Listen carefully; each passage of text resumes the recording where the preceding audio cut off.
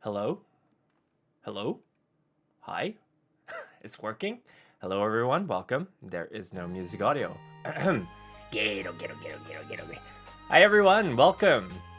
This is my first official stream. I need to move some things already. Here we go.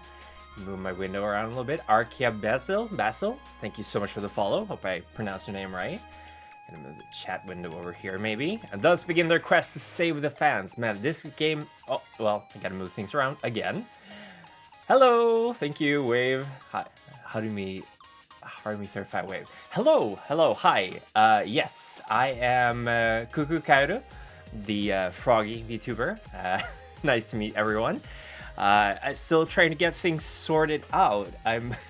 This is my first stream with this setup. And I decided to be a little bit daring and have my window and chat all over the game.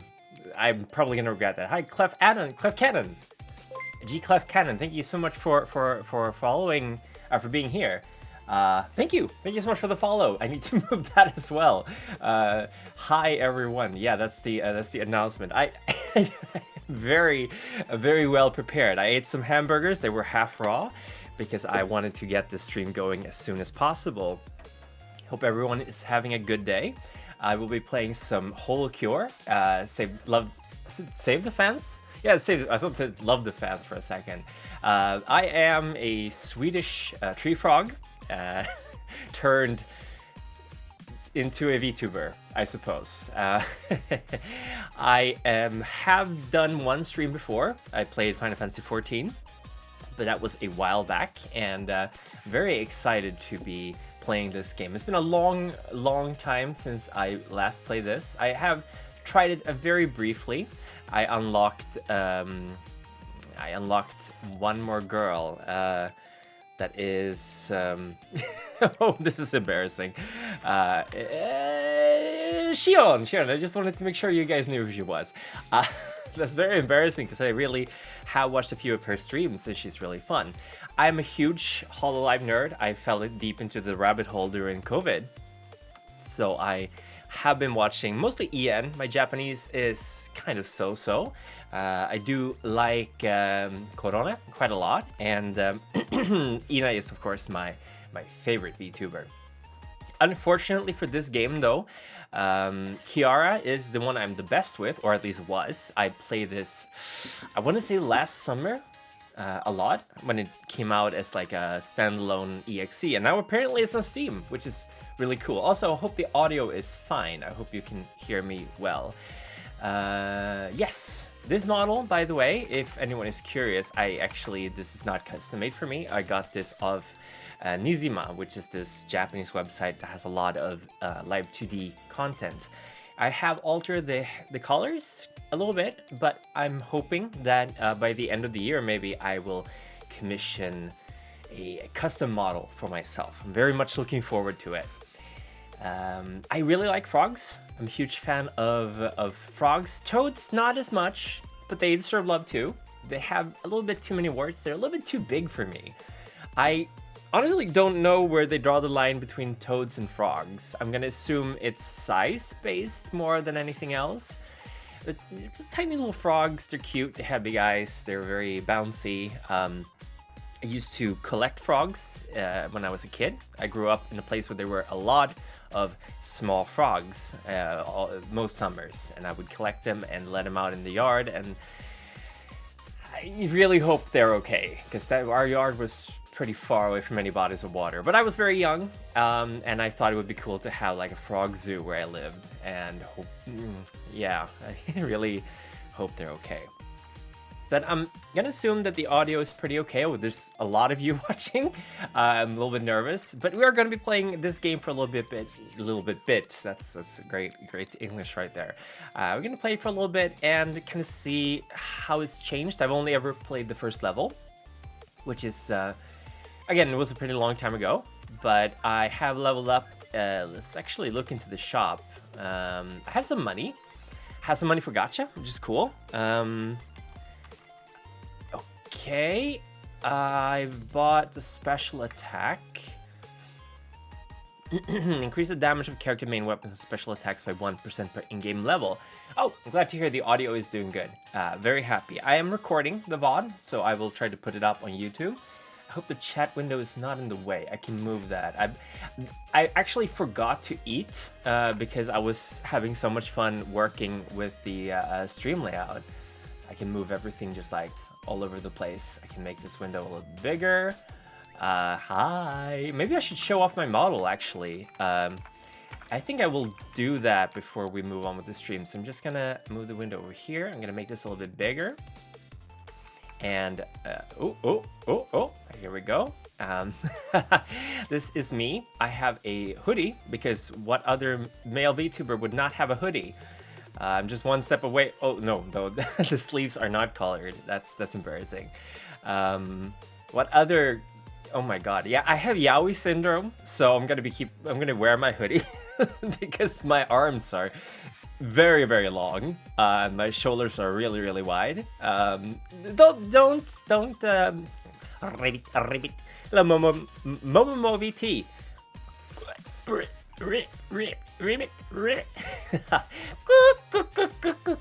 I was a huge fan of Sergeant Frog or Keroro Gunso a long time ago, and my favorite frog was Kururu, the yellow one. So that's not how a frog sounds. So it's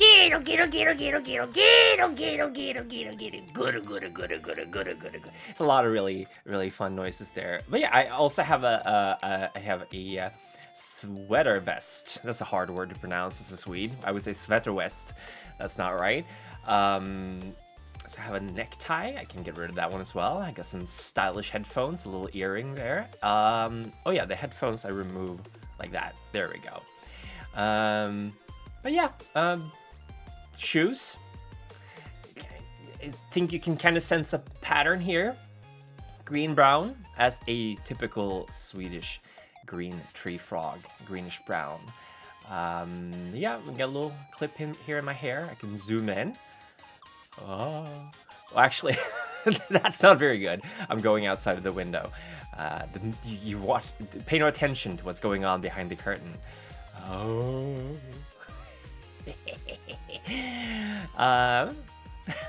Curiosity. I don't know what that means, but that's oh, cute hair. Thank you. Very, very happy with my haircut. I like to have. You gotta have green hair. You gotta have special kind of colors in your hair if you're anime. Can take off my glasses if I want to. Oh, new keyboard. Yeah, believe me, I have. Oh God, this is just bringing back memories from COVID. I have had a lot of issues. My fingers are a little bit too big for my phone, so I tend to mistype quite a lot, which is so embarrassing. I think this is an appropriately sized window. Should I make myself a little bit this, or should I zoom in on my face? I'm gonna go with a little bit more zoomed in on the face, maybe. This is good. Yes, this is good. I can fly around all over the screen. I threw something together very quickly. Graphics design is my passion. But oh, thank you so much for the follow. I cannot read that. Kaeru. I can't read it. Caden, thank you so much for the follow. Welcome to the pond. Welcome to Frog Pond. Ribbit. I am Kaeru. Oh my gosh, thank you so much for the follow. Momo VT. Momo VT. Very, very excited to be here to play some good old-fashioned HoloCure gacha games. Apparently you can now use the mouse. I don't think that was a thing you could do a while back. I'm gonna get this growth upgrade here because that sounds like a good buy. And with that we have 0 money left. I think this console was out when I last played this. VT.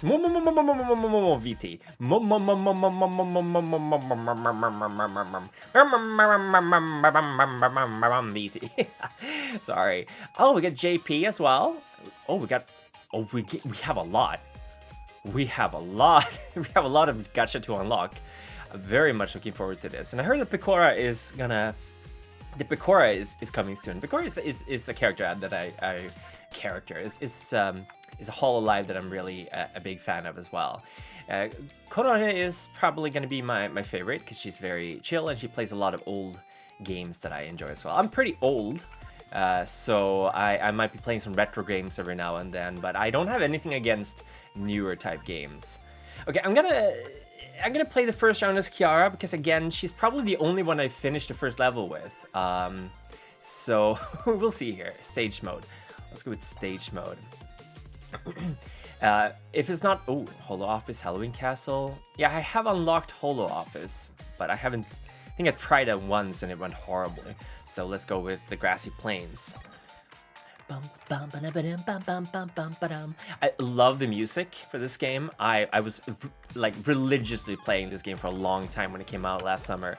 And I'm super stoked that HoloLive has been so receptive towards this title. Very cool of them to you know not sue them, because some companies out there will definitely jump at the chance to sue you for using their IP, but not so much HoloLive. They're very cool, and I like that. I know it used to be that Comic Head and I think it's called Comic Head, right? The Japanese doujinshi market. They used to have like this kind of don't ask, don't tell kind of policy. No, am I in the way of the game, by the way? Sorry for jumping subjects all the time. I don't really know where to put myself down here for now. Yeah, I just have live and die by the fan content. I absolutely agree with you, VT. I feel like you really have to be lenient. Picky Piman. That's a new icon. It used to be like a little thing in a mug. Plug type as a Coco. I should have. Do I have that in? No, I don't. But yeah, I definitely think that your fans are your lifeblood. And oops, I thought I killed him. I'm trying to look at chat while we're talking. I mean, I'm supposed to be here to practice my Satsudan skills. But yeah, definitely, I think bigger companies that don't value the kind of free stuff your fans give you will have a harder time holding on to the market. Because, I mean, it's extremely saturated now, right? Like, when HoloLive started out, you didn't really have that many VTubers to speak of. There was I know, what's her name? Kizuna Ai, who was, you know, she was like one of the first. I know. I watched a couple of her streams, but I never really got hooked. And then I watched some Korone. She was playing some old games that I'm a huge fan of, and I immediately, you know, I fell in love with it. And when HoloLive EN was announced, I was super stoked. I gotta say, I probably like. I should probably pay more attention. Whammy water. Create a splash of unknown water. Unknown water. Very subtle. Actually, maybe the cutting board. I mean, I am a fan of Ina, after all, so cutting board works fairly well in this playthrough. Even though I'm playing Kiara, she's anything but. I instantly fell in love with Gora and Ina. I like them all. I don't think there's any HoloLive talent that I don't like, which makes me kind of a basic B, so to speak. But I think they all have their charm, and I really do think that the idol culture, like, you can kind of see who sticks around based on how comfortable they are with it. Because I mean, no delusions. Idol life is hard work. It's definitely not a dance on roses. I don't know if that's an expression in English. It's an expression in Swedish. Dans på rosor. Like, it's definitely not easy life. I kind of like it, but I'm also like, yeah, it's very easy to get caught up in like a black company and get abused, used by less than savory elements of society, which will Trailblazer. This one is good. Which will, you know, exploit you and kind of just use you up and throw you away.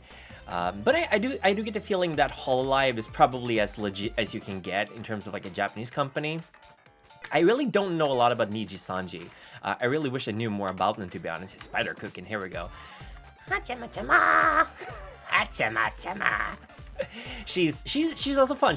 I think Hachama is like a good example of someone who really kind of works well with finding her niche, making content that just absolutely crazy, eating tarantulas in stream and just being generally wacky.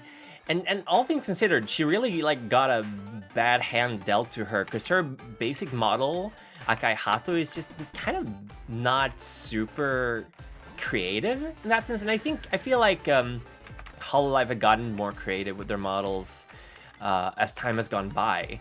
And you really kind of gotta zone in on that niche. It's like the same with moe in anime, you know, like there's gonna be people who will ride or die for Meganeko, like glasses girls, and there will be people who are super into tsundere characters. And I guess it's kind of in some ways bad, in some ways good that you're making yourself more into a character, but I do feel that a big charm with VTubing is you can kind of just niche yourself into being like a character that you're playing. In a sense, it's kind of like voice acting. And I know a lot of talents make that excuse, like when they're asked what they do voice acting. I don't think there's anything wrong with making with VTubing. I think it's a pretty hard work as far as I can tell. I mean, I haven't really been doing it myself. Obviously, this is my first stream, but I really admire the hard work that a lot of these, I mean, mostly girls, of course, put into their streams, because it's a tough business, it's a tough market, and you got to remember that when Sora started out a long time ago for Hololive, she had what, like 15 people watching, and it was a practically unknown market at the time. I am just going for the money for some reason. I don't know why I'm doing that. But now it's just completely different. It's really hard to stand out and get your name out there. I think the golden age of VTubing has got to be like 2020, 2021. Just around the time when EM first came out, like Gargura getting 2 million subscribers. I don't know, is she like at 4 million now? I don't know, it's a lot. But getting to that level would be practically impossible unless you like really go super viral. I say that, but there's going to be someone who gets like 4 million in a day or something at some point, because, you know, the more people who use YouTube, the more, and the algorithms might favor them, who knows. I feel really bad killing all these chicken, by the way. But it's kind of like, you know, PewDiePie. PewDiePie, when he started out, he had the time to really devote himself to streaming and making content a lot, and he just hit that niche that was just kind of super unexplored. And I don't think we're ever gonna get another PewDiePie in that sense, but I mean, you never know, right? You never know. And like Let's Playing, how the algorithms has changed. For a while, Let's Playing had to be 10 minutes because that was like the golden number for your streams, like or for your curated content, so to speak. And now it's like 20 minutes because you got to go for the slightly longer content, because it's more about like retention has changed. People just have videos running in the background, or I mean, it's crazy. And if you're not on TikTok, you know, you're never gonna make it big, because TikTok is where all the viral stuff happens. It's a crazy world. Like I'd love to get into this fully. I'm a wage slave. I wage away. I work as a teacher during the day, but I really I love streaming. I am super infatuated with oh, hi, Mary Lazoth. Yeah, new guy. Yeah, I'm not using Dancer. Dancer? New guy, right? You're not using Dancer, Lamau. Dancer. What's Dancer? Should I know what Dancer is? Is that part of the game? Dancer. Maybe that's like a mod for the game. But yeah, I'm new. This is my first real stream as Kuku Kaeru. I'm a frog VTuber. Oh, Kiara ability. Oh, you heal while you move. I didn't even know. Did I get it and just not pick it? I'm just playing literally exactly the same way I used to play last summer, and just kind of going around getting enemies caught up in the fire. I have no idea if it's gonna work this time. I'm so sorry. I'm a scrub lord at this game. I played a lot last summer, like way too much. Oh, pardon me. Hold on.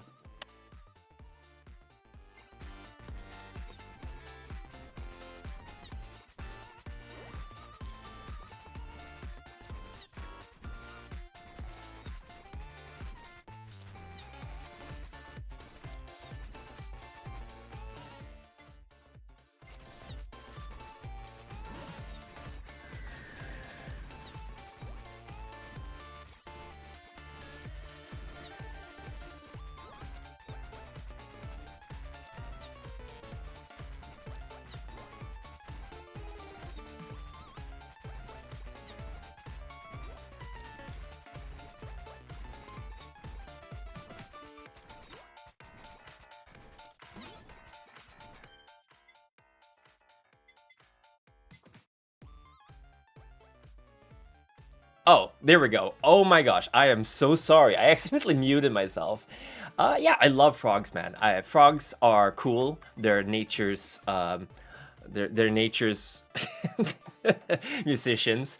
I sometimes go to a place where there's like a small river running, and there's just so many frogs, and you can hear them. There's just so many frogs. My voice broke there for a second. But I just love frogs and the croaks.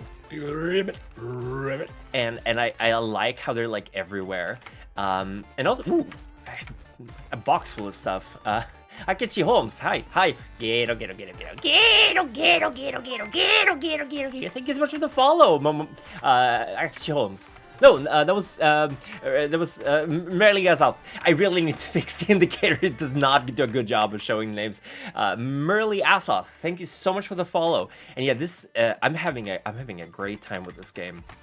It's very chill. It's a good way to practice talking.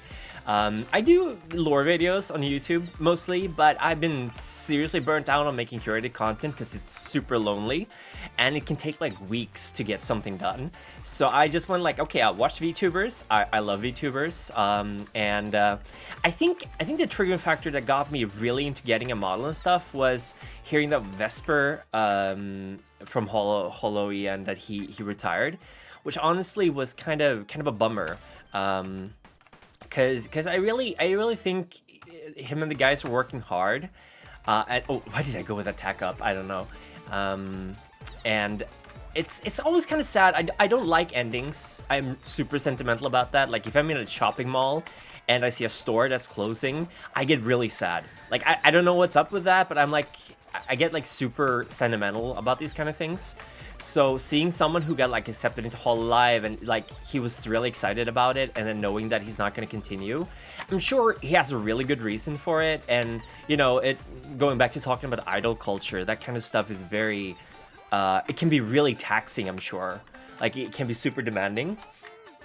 Yeah, it's really a shame. Like, and I think like I don't want to be like the weeb saying people in the West can't handle idol culture, but I do think that the kind of grindy lifestyle that's demanded, and also like management really butting into what you're doing, like I'm assuming that's a big thing. Like of course I don't know, but I think that's kind of really stifling to a lot of people.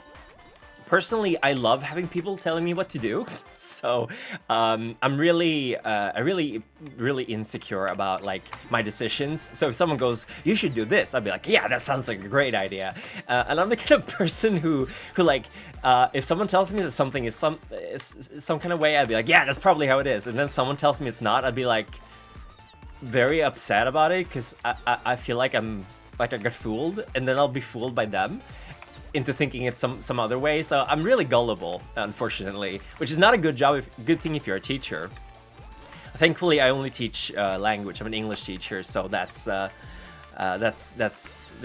Yeah, being a leader is super hard. Like the hardest part about being a teacher for me is actually having the meetings and talking about when things are not going well. Like I really hate giving bad news to people. It's so it's like draining in a lot of ways. Like giving people bad news, it's really like an art, because you got to do it in a way that doesn't discourage people from trying, you know, because you don't want to be the guy who's like, yeah, you know, you should just give up because you're never going to learn this. Well, first of all, that's not true. Like there's very few things you can't learn with enough work.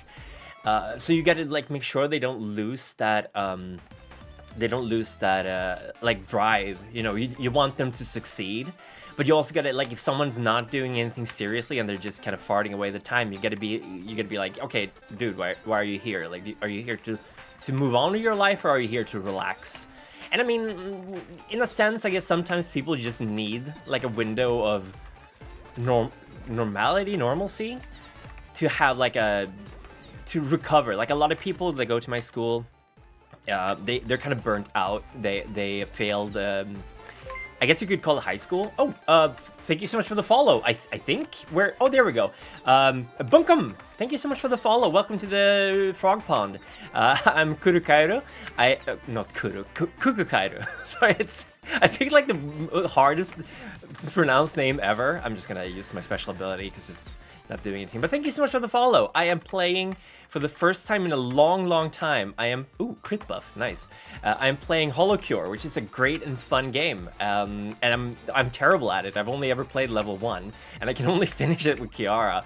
I think it's because of all the fire everywhere. But yeah, like I work at kind of like an adult education place. We help people who failed, I guess you could call it high school, like ages 16 to 18. We help them get their diploma so they can like continue studying. And it's a lot of like, it used to be mostly people in their late 20s, early 30s who were like, yeah, I've been working as a truck driver for a couple of years and now I want to do something else. Like I want to move on with my life. But lately there's been a lot of like 18-year-olds, even 17-year-olds who have like dropped out of, I guess you could call it college. They kind of dropped out of college because they felt a huge amount of pressure and they were like, they couldn't handle it, and they, you know, they get into like really bad habits with their iPhones, and like, you know, their lives are just kind of in a mess in the sense that they don't feel like they have any control over it. So a lot of times, like the first year or half a year when someone studies at our place, they're just healing and they're just recovering from like traumatic school memories and just not being able to trust adults and feeling like they can't accomplish anything. It's a really tough situation.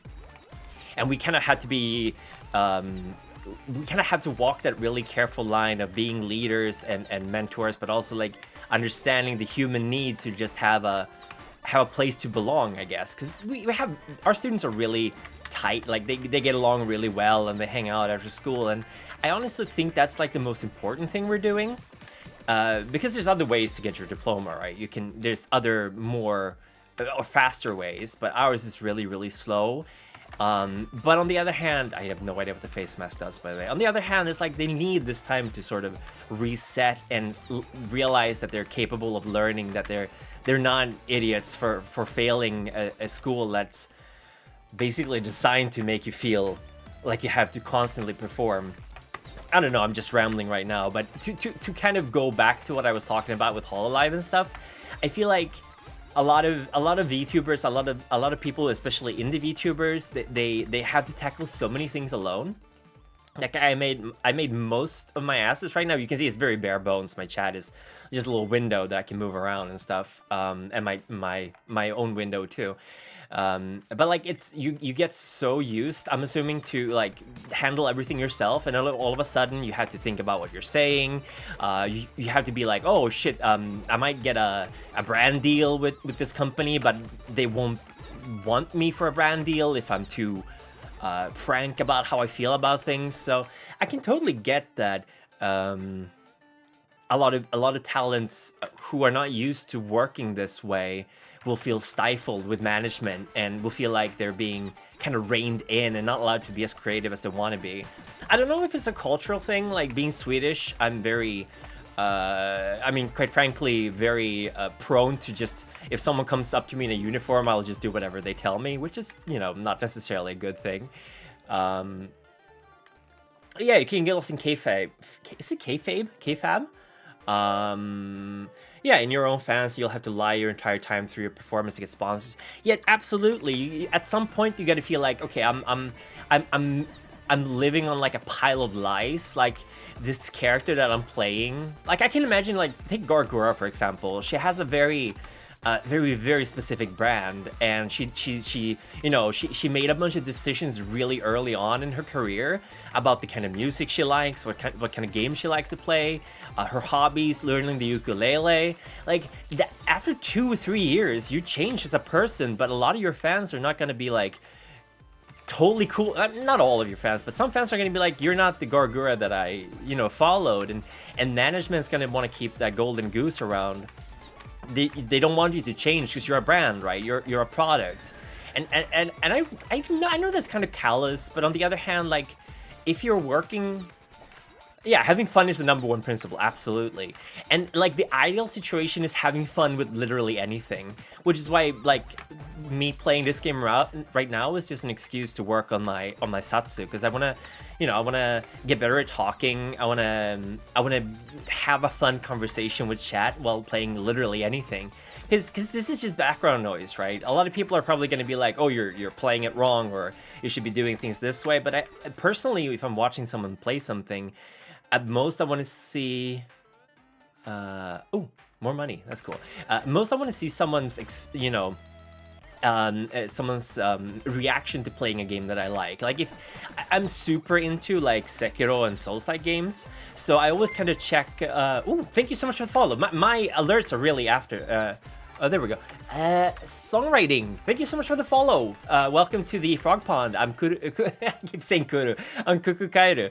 I'm a frog VTuber. Thank you so much for the follow. Man, a songwriter. Welcome. But yeah, definitely like having fun while playing anything is like the ideal situation. That's like the holy grail of streaming, I think.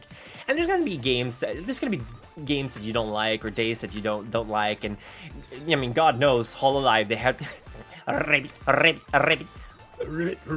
I don't know what's the best frog sound. Should be I like. I don't know. Or ribbit. I have to work on what kind of sounds I should be making as a frog. Sorry if I'm very, very chatty and all over the place. I'm super nervous because this is my first time streaming. And I'm very, very happy to have you all here.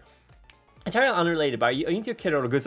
Oh, absolutely. Oh, thank you so much for the follow. Olga Okami, thank you so much for the follow. Welcome to the Frog Pond. Kuku Kaeru, that's me. Ooh, I'm super, super nervous. But yeah, of course you knew. Kuku is from Kururu going...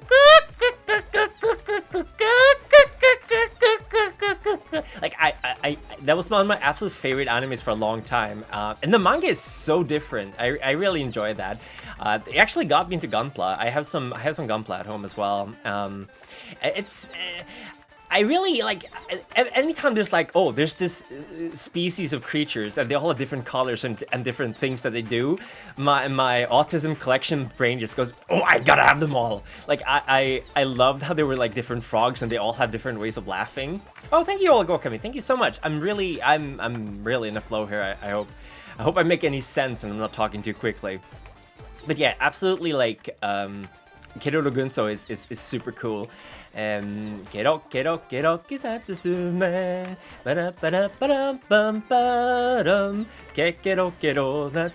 I don't know the lyrics, but it's really cute. I like cute anime, but I'm definitely like I had to admit I used to be a Homestuck fan as well, because you had the trolls in Homestuck and they all had their thing, and there's just something about that, like with Cabbage Patch Kids or Garbage Pail Kids or whatever. I'm really, really old, by the way. Yeah, Gunpla is definitely like a hobby you can sink a lot of money into.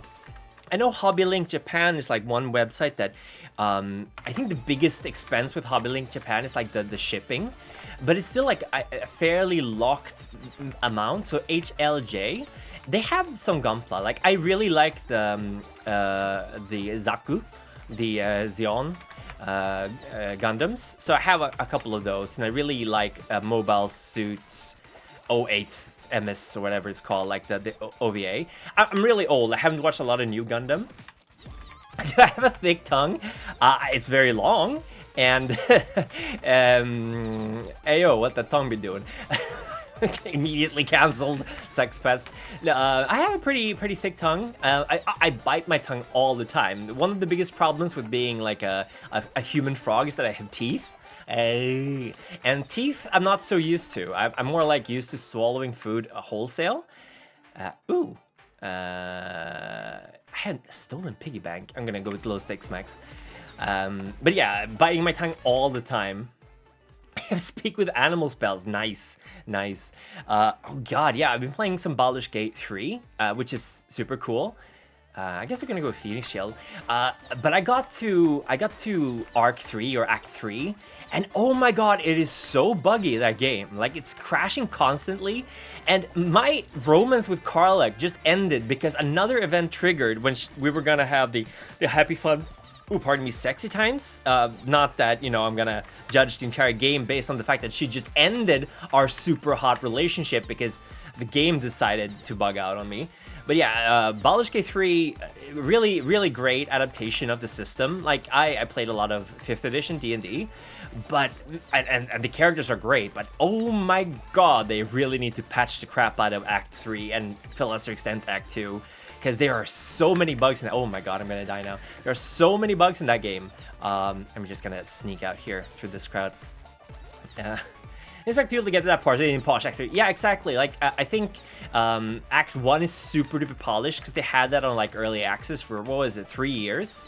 But Act 3 just really feels like someone just threw stuff together. And the end of Act 2 itself is like, if you haven't seen every cutscene or interacted with certain characters at certain parts, it's just like nothing makes any sense.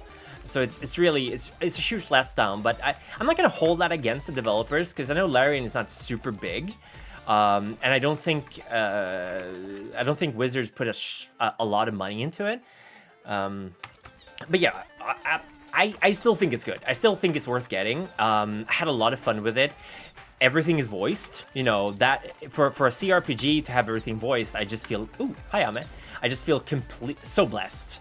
Because I mean, I grew up playing like Baldur's Gate 1 and 2 and Arcanum and Planescape Torment and those kind of games, and those games were not voiced. So, you know, you had to do a lot of reading. It would be a nightmare to stream those games like Fallout 1 and 2. Baldur's Gate 3, it's entirely voiced, which is, you know, kudos. Hats off to Larian Studios. They really gave it their all. I think it's like a solid 7 or 8 out of 10 at the moment. And if they fix all the issues I have with like the bugs and stuff, I would absolutely give it like a 9. There's some stuff I'm not a huge fan of. I think it's gonna sound really stupid, but I think it's like a little bit too sexual, like a little bit too horny. I'm not gonna go into it because obviously you haven't played it that much. Are you sure about this? No, I'm not. I'm gonna take the horns. Like, it's a little bit too horny, which gets a little distracting. But overall, it's a super fun game, and like, it's definitely worth getting. Like, I'm a huge fan of it. Oh, okay, we're boosting this one. And I really wanna. I don't know what I want to be streaming. Like, obviously, I just started out, and I figured HoloCure, a great way to practice some Satsudan and talk to people.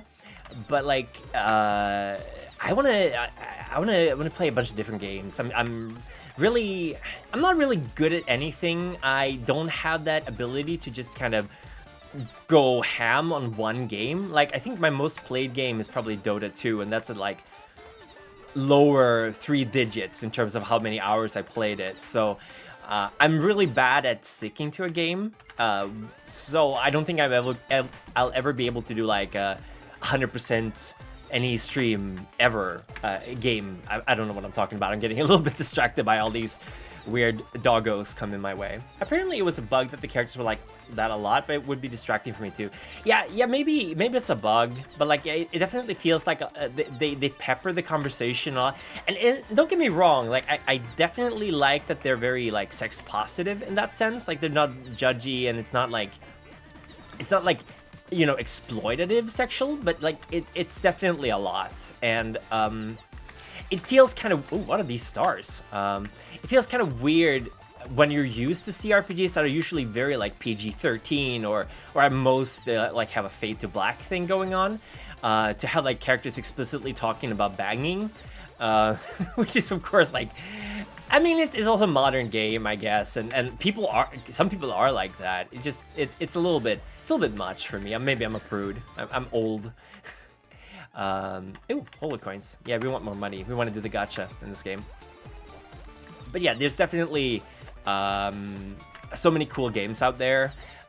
I'm really into like indie games. I like platforming games quite a lot, and I've been eyeing Blasphemous because I never really I played like a couple of hours of the first one, and I saw like a lore analysis of the second game because I like spoiling myself, apparently. Sexy sex source of sexed. Yeah, exactly. Like, yeah, sex sells, obviously. Oh, cool. There we go. We finished the level. First try. Nice. Awesome. That's really nice. Thank you, Merely Azeroth. Azeroth. I don't know why I added Azeroth there. You're not from World of Warcraft. But yeah, I like the aesthetics of Blasphemous. It's really cool. It's very dark and gothic and like Catholic vibes, Catholic core or something. I don't know. Okay, what are we buying here? This seems like a very... Wait, skill attacks. Is that like the special attack? No, this is special attack. Skill attacks. It's a skill attack. Just Merle is fine. Spanish, actually. I've been in a lot of this. Oh, that's really cool! Merle, that's really cool. Sweden is Protestant and kind of not very religious, so we don't have a lot of iconography. But like it just oozes. I'm just gonna go with skill up. I don't know what this is, but I'm just gonna. It's new, so I'm gonna put points into it. And we failed the gacha. I just realized I was gonna go gacha. Let's go with my Oshi. Let's go with Ina. Ina. I really like her. I've actually started rewatching her streams because I'm really bad at watching streams because I can't really. Just look at something. I feel like I have to pay attention, which is a really bad mindset when you're watching 4 or 5 hours long streams. You should just have them on in the background. But like if I'm working, I will either watch the stream or I will work. I can't do both. Okay, this is new. I have not played as Ina for a long time. I guess to summon another tentacle, we're gonna boost that. First time up with the game from a uni friend that just became Pogface. That was all the references. Yeah, you can tell the guys who made the game are Spanish, because, you know, I do know about some of the stuff, like those really tall hats, or whatever you want to call them, the tall masks. I know that they're from, like, Spanish, they're supposed to represent, like, repentance, I think. I don't know. Like, I've always been really fascinated by, like, Catholic... I don't want to say lore because that makes it sound like it's a game, but I've been really fascinated by like a lot of old Catholic culture. Capirotes, that's what Nazarenos. Is it Nazarenos? Really embarrassing. I studied 3 years of Spanish, and my teacher just finally said, you don't have to come to my classes anymore because you're never gonna pass this. I'm incredibly bad with languages in general, which is ironic since I'm the forbidden wah. Oh, that's cool. I'm glad I'm saying it right. I'm really bad with languages, which is ironic since I'm an English teacher, but I learned English by watching Cartoon Network. Ooh! Okay, bomb. This is entirely new. I don't think I played this level, actually. But just kind of like, there's a lot of cool stuff about, like, divine angels and, like... Ooh! Oh, wow. Yeah, she's changed a bit since last I played this game. Increase attack area by 25. I guess I'm just gonna go the same way I did with Kiara and boost my main attack first. Hope everything is running well, by the way, that there's no lag on the stream or anything. Like, I have a pretty high bitrate, I think. And I'm not even like I'm not affiliate or anything. So I really hope I'm not like lagging out or streaming at 120p or something. I'm really, you know, I'm really used to making curated lore con videos and like editing in Vegas a lot, but not so much streaming, especially not on Twitch. For a little while I did some streaming. I did some tabletop role-playing game streaming with a couple of friends, but that was an entirely different beast, of course. So I know my way around Twitch, but I'm not very savvy in terms of like what I should be doing in stream culture. Never really got more than like 4 viewers, unfortunately. And I think that's fine. Like tabletop role-playing games like Critical Role, those kind of things, I think it's really hard to break into that market, because I think a lot of people are going to be a little bit reluctant to spend like 4 hours very attentively paying attention. Create a zone with a 25% chance to convert targets to harmless takodachis. They can stack with other harmless takodachis. Oh, they heal you. Oh, that's really sweet. Oh, pardon me. I ate almost raw hamburgers before the stream because I really wanted to get started as early as possible. But yeah, I think like it's asking a lot to have like a 4-hour long tabletop role-playing stream if you're not like someone people already know, because like I said, it's difficult to pay attention to a stream for that long without like doing other stuff. Nasa rin yung walk around in the Semana Santa procession where we celebrate the Passion and Death of Christ. Oh, that's really cool. That's really cool. We don't really have a lot of like traditions in Protestantism in general in terms of like celebration. There's a couple of masses, I think, and of course there's the communion, but they got rid of a lot of like the more celebratory stuff from Christianity. You really want to do a tabletop role-playing game stream, but I 100% agree with you. It can be hard to watch, but you can mitigate it with visual input.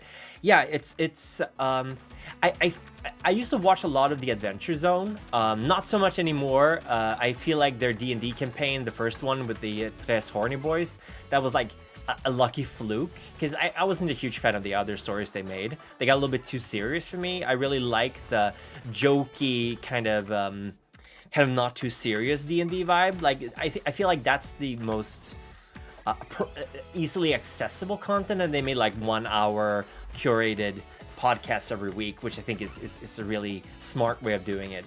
I think if, for example, you stream a Roll20 screen with all the icons and the maps instead of just people sitting at a table, it's easier to watch. I agree, especially like, I mean, D&D is a tactical combat simulator of a sort. So if you don't get to see the combat happening, it's going to be a lot harder to focus on what's going on.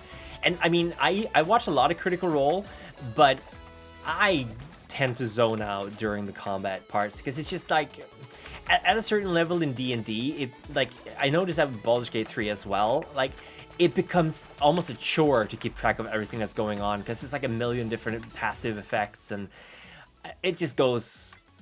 What is the void? Is that the special attack? It has to be. Okay, we gotta increase the BL books. It's just it's really hard to follow, and honestly, there's only so many ways you can describe how you attack people, and I think Matt Mercer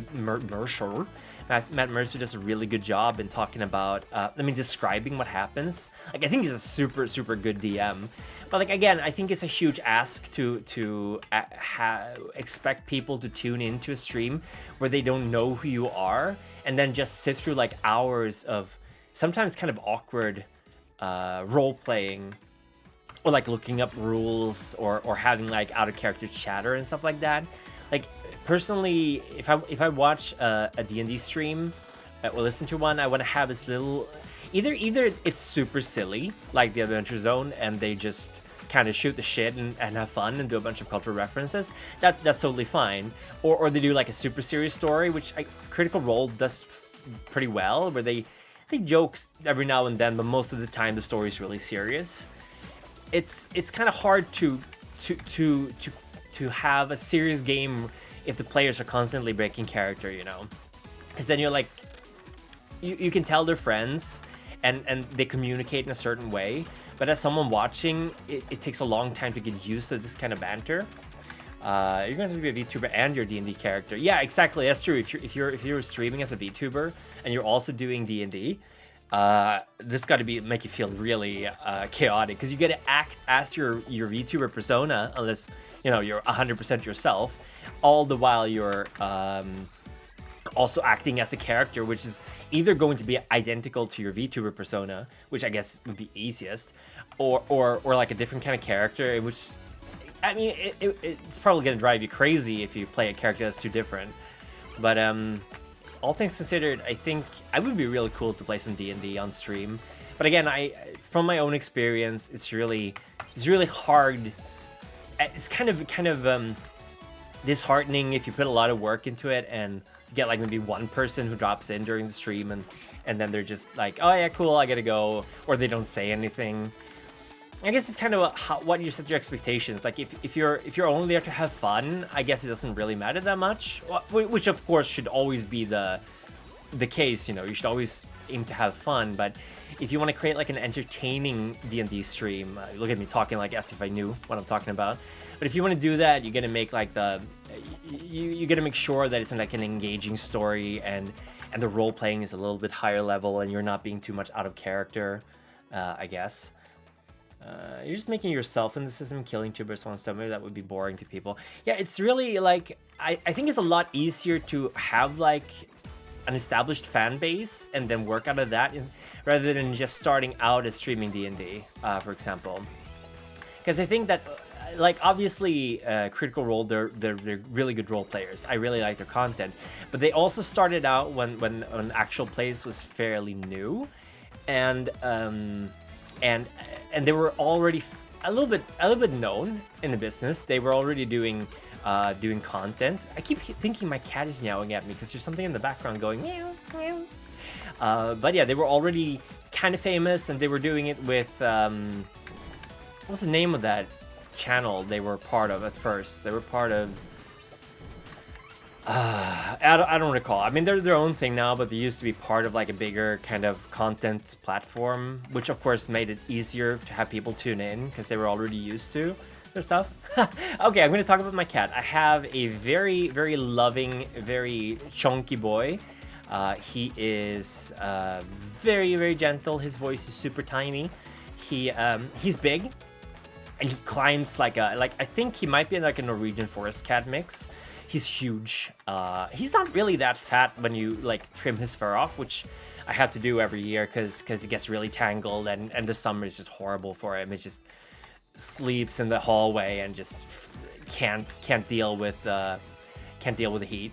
But basically, he has super tiny, careful meow, and he's really scared, easily scared. He doesn't like it when we have guests over. He'll go hide. And he's a good boy. He likes to bury his face in my hand, and he purrs like a chainsaw. Like, I have never met a cat that purrs as much as my little boy does, and I love him to bits. He's also very hungry all the time, so I have to kind of moderate how much food he's getting, because I think he might, like, I'm not the first owner. I think I'm the third owner. I think he has like some anxiety issues because he eats very fast and he eats a lot. Oh yeah, he's a really cute boy. I love him. I love him tons, and I've had him for like 5 years now, I think, and he was already like 2 when I got him. So I'm a little like, I used to have a cat when I was a kid. He was as old as I was, and he died when he was 16, or when I was 16. And ever since then, I was like kind of very reluctant to having more pets, because like I said before, I don't deal well with loss. It's very I gotta drink something. I've been talking nonstop for almost an hour. Sorry about that. I'm very bad with loss. I really don't like losing anything, really.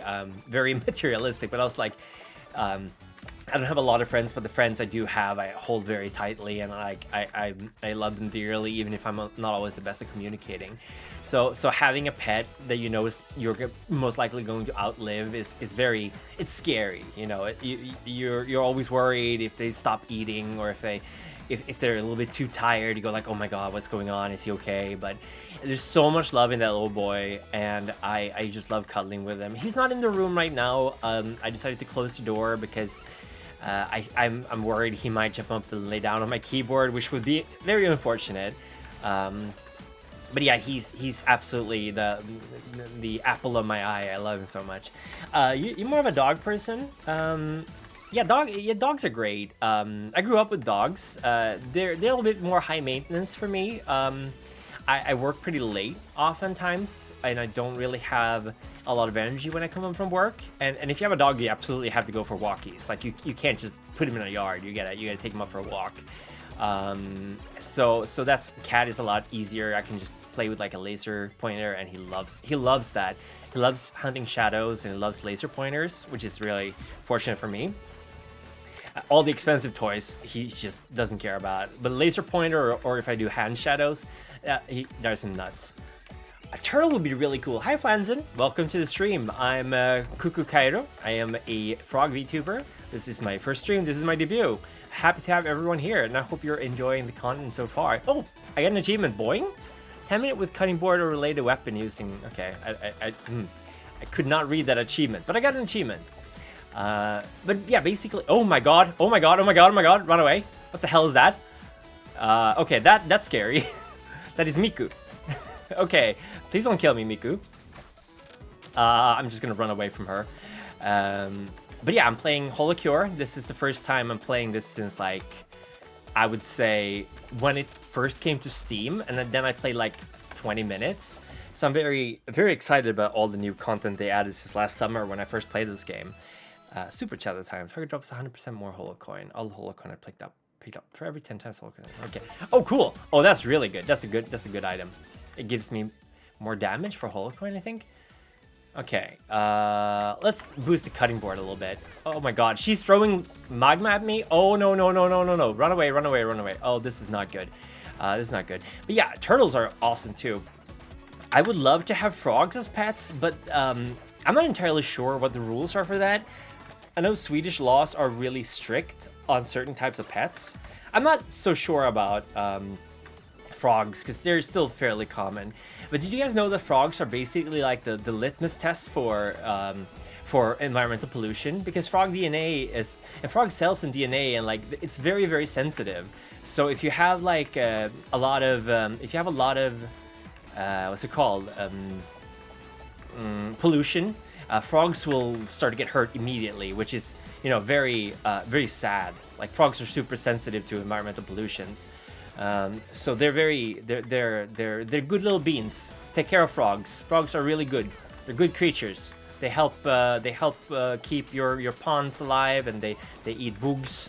They eat disgusting bugs that you don't want to have around, and they make nice music. Spiritual guardians, parents have a dog at home and love her with your whole life. Oh, that's really nice.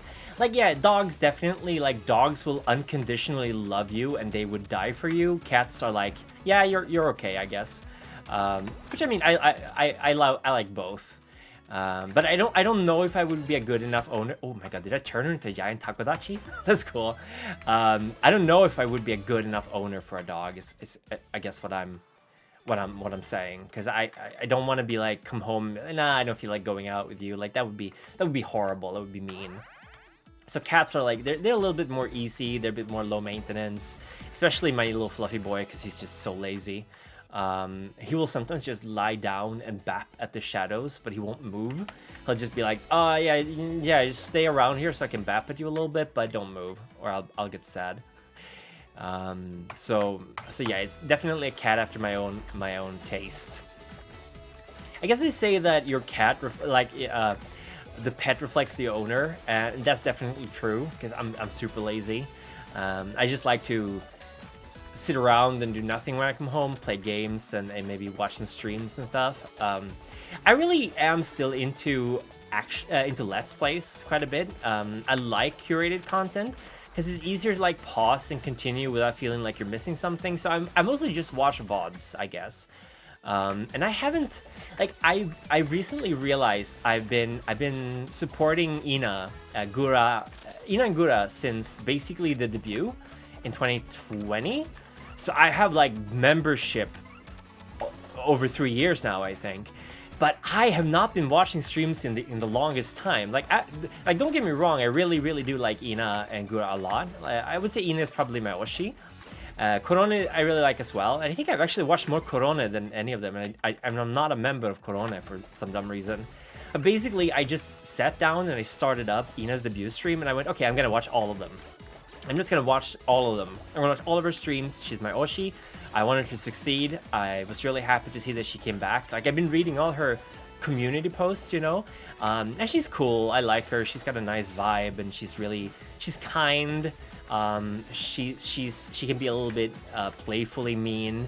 Like she's the kind of person I know I would get along with if I met her in real life. And she's a really talented artist, and I can definitely respect that. I really admire people who have the focus to get really good at something.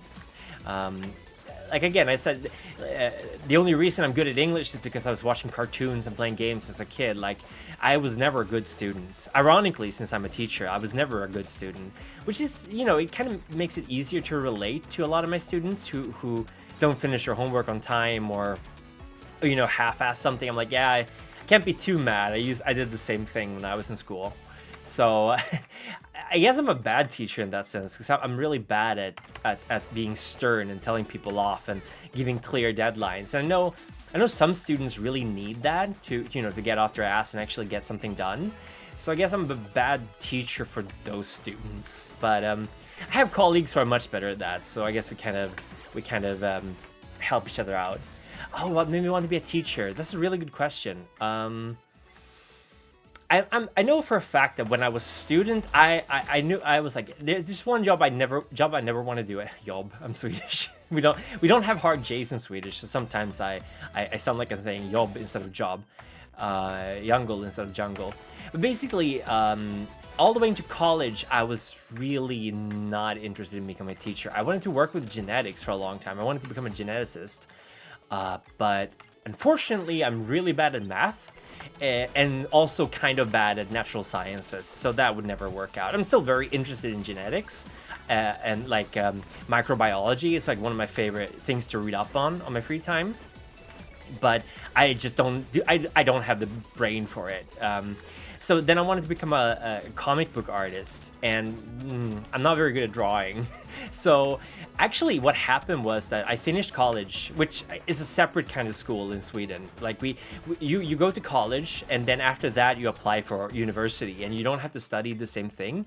You just need like a certain amount of subjects passed, basically, depending on what you're studying. So I finished college, I worked part-time, and I'd actually just moved away from home. And I was on my way home, having celebrated Midsummer with a friend. And I was really hungover, and I was on the metro, the Stockholm metro.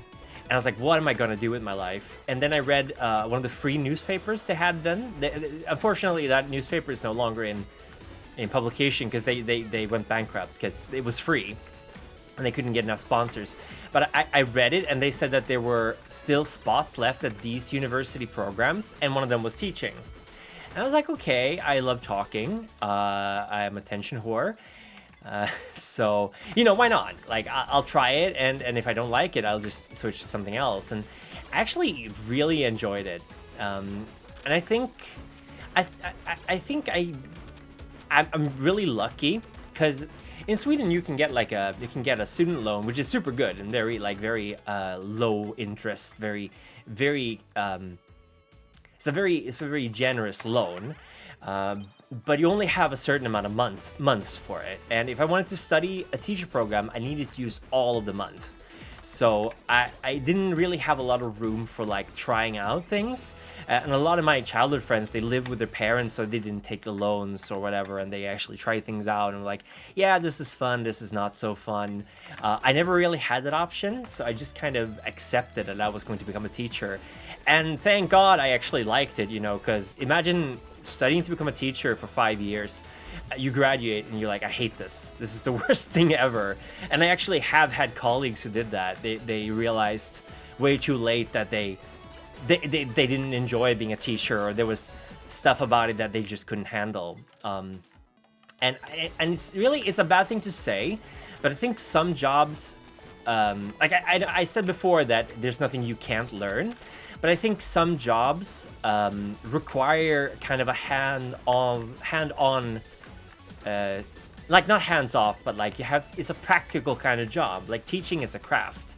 Teaching is like building something.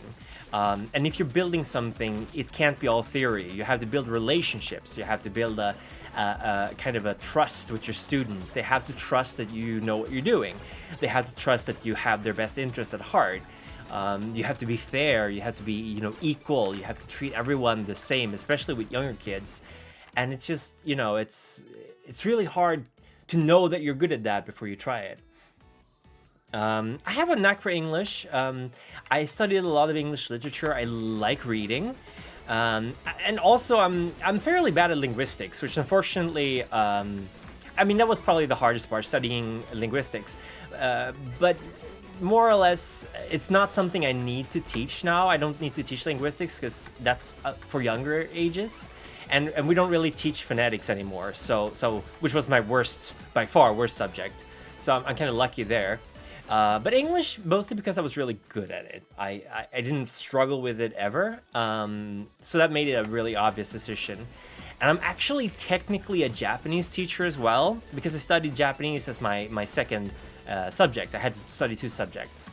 Unfortunately, the market for Japanese teachers is really small in Sweden. So I have actually never been able to teach Japanese, and I try to keep it alive. I do some studying on my free time, but it's so hard to keep it alive. Yeah, I love Japanese. I was there a while back, in Japan for the first time in a long time, and I had such a blast. It was absolutely amazing. Oh my god, it's gonna explode.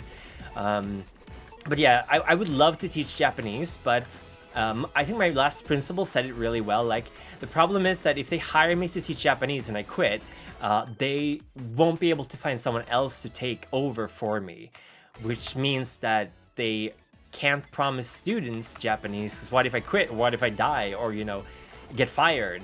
They're gonna have a bunch of students who spent maybe 2-3 years studying something, and then they won't have anyone to give them a grade, which is totally understandable. I get that, but it's like, it's such a bummer, because I really, really like Japanese and I love Japan. Like, we were talking about idol culture before. I mean, I'm not on the level of like delusional weeaboo where I'm like, yeah, there's nothing wrong with Japan. There's plenty of stuff wrong with Japan, like with any other country. But when I was there, I felt so at home, which is, you know, ironic, because I probably would never be at home in Japan, because as a gaijin, you're kind of, you stand out. You're always going to stand out. You're always going to be a little bit different. And I mean, that's just how it is. I wouldn't hold them against that if they treat me differently, because it's a cultural thing. We are very different. But Sweden culturally is actually really close to Japan in the sense of how our society functions. We're very into like unwritten rules. There's certain things you do and don't do that can be really difficult for foreigners to figure out, because we're not very obvious about it. We can be a little bit two-faced, I guess. We don't like confrontations, so if someone is making us upset or angry, we won't tell them directly. This is really bad stuff, but it's just like, it's such a big part of our culture. And I know a lot of Americans really struggle with Swedish culture, and I know a lot of Americans also struggle with, like, oh god, I died. Oh, there you go. Oh man, that was a long session. This level is super long. I really need to drink something. My throat is dying. Squirrel, I'm dying. Let's go. Ooh, bounce ball. Drops a falling bounce ball on a random target. Size of ball varies between characters. Size of ball varies between characters? I wonder what they could be referring to. I wonder. Hola House is who I have. Should I do some gacha, or should I keep leveling up my stats first? Netherlands is really cool. I know the language is actually super similar to Swedish. It sounds very similar. Oh my god, can you tell that my voice is a little bit croaky? Haha. Heyo. But seriously though, like, it's it's a little, I think I'm talking too loudly. But yeah. I would say the Netherese. I would say the Netherlands. How do you Dutch? That's Dutch. That's how you say that. I would say the Dutch sounds like Swedish. No, German spoken with a Swedish accent. It's the closest I can describe that. I don't know if that makes any sense. What are we upgrading? Let's go back to enhancements. Enchantment. Oh, okay, stamps. Oh, pardon me. Grants the use of eliminate on options when leveling up, which can eliminate unwanted items from the run. That's actually really good.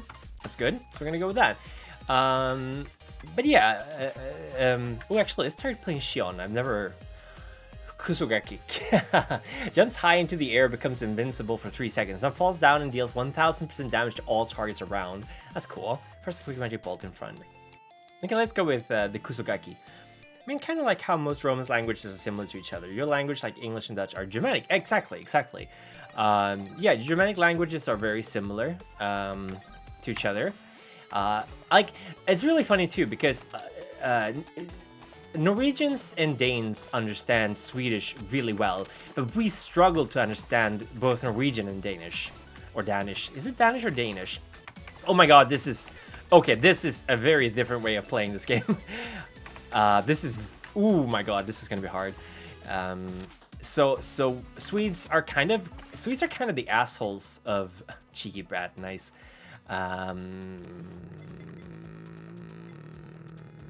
His ball is gonna be very small, isn't it?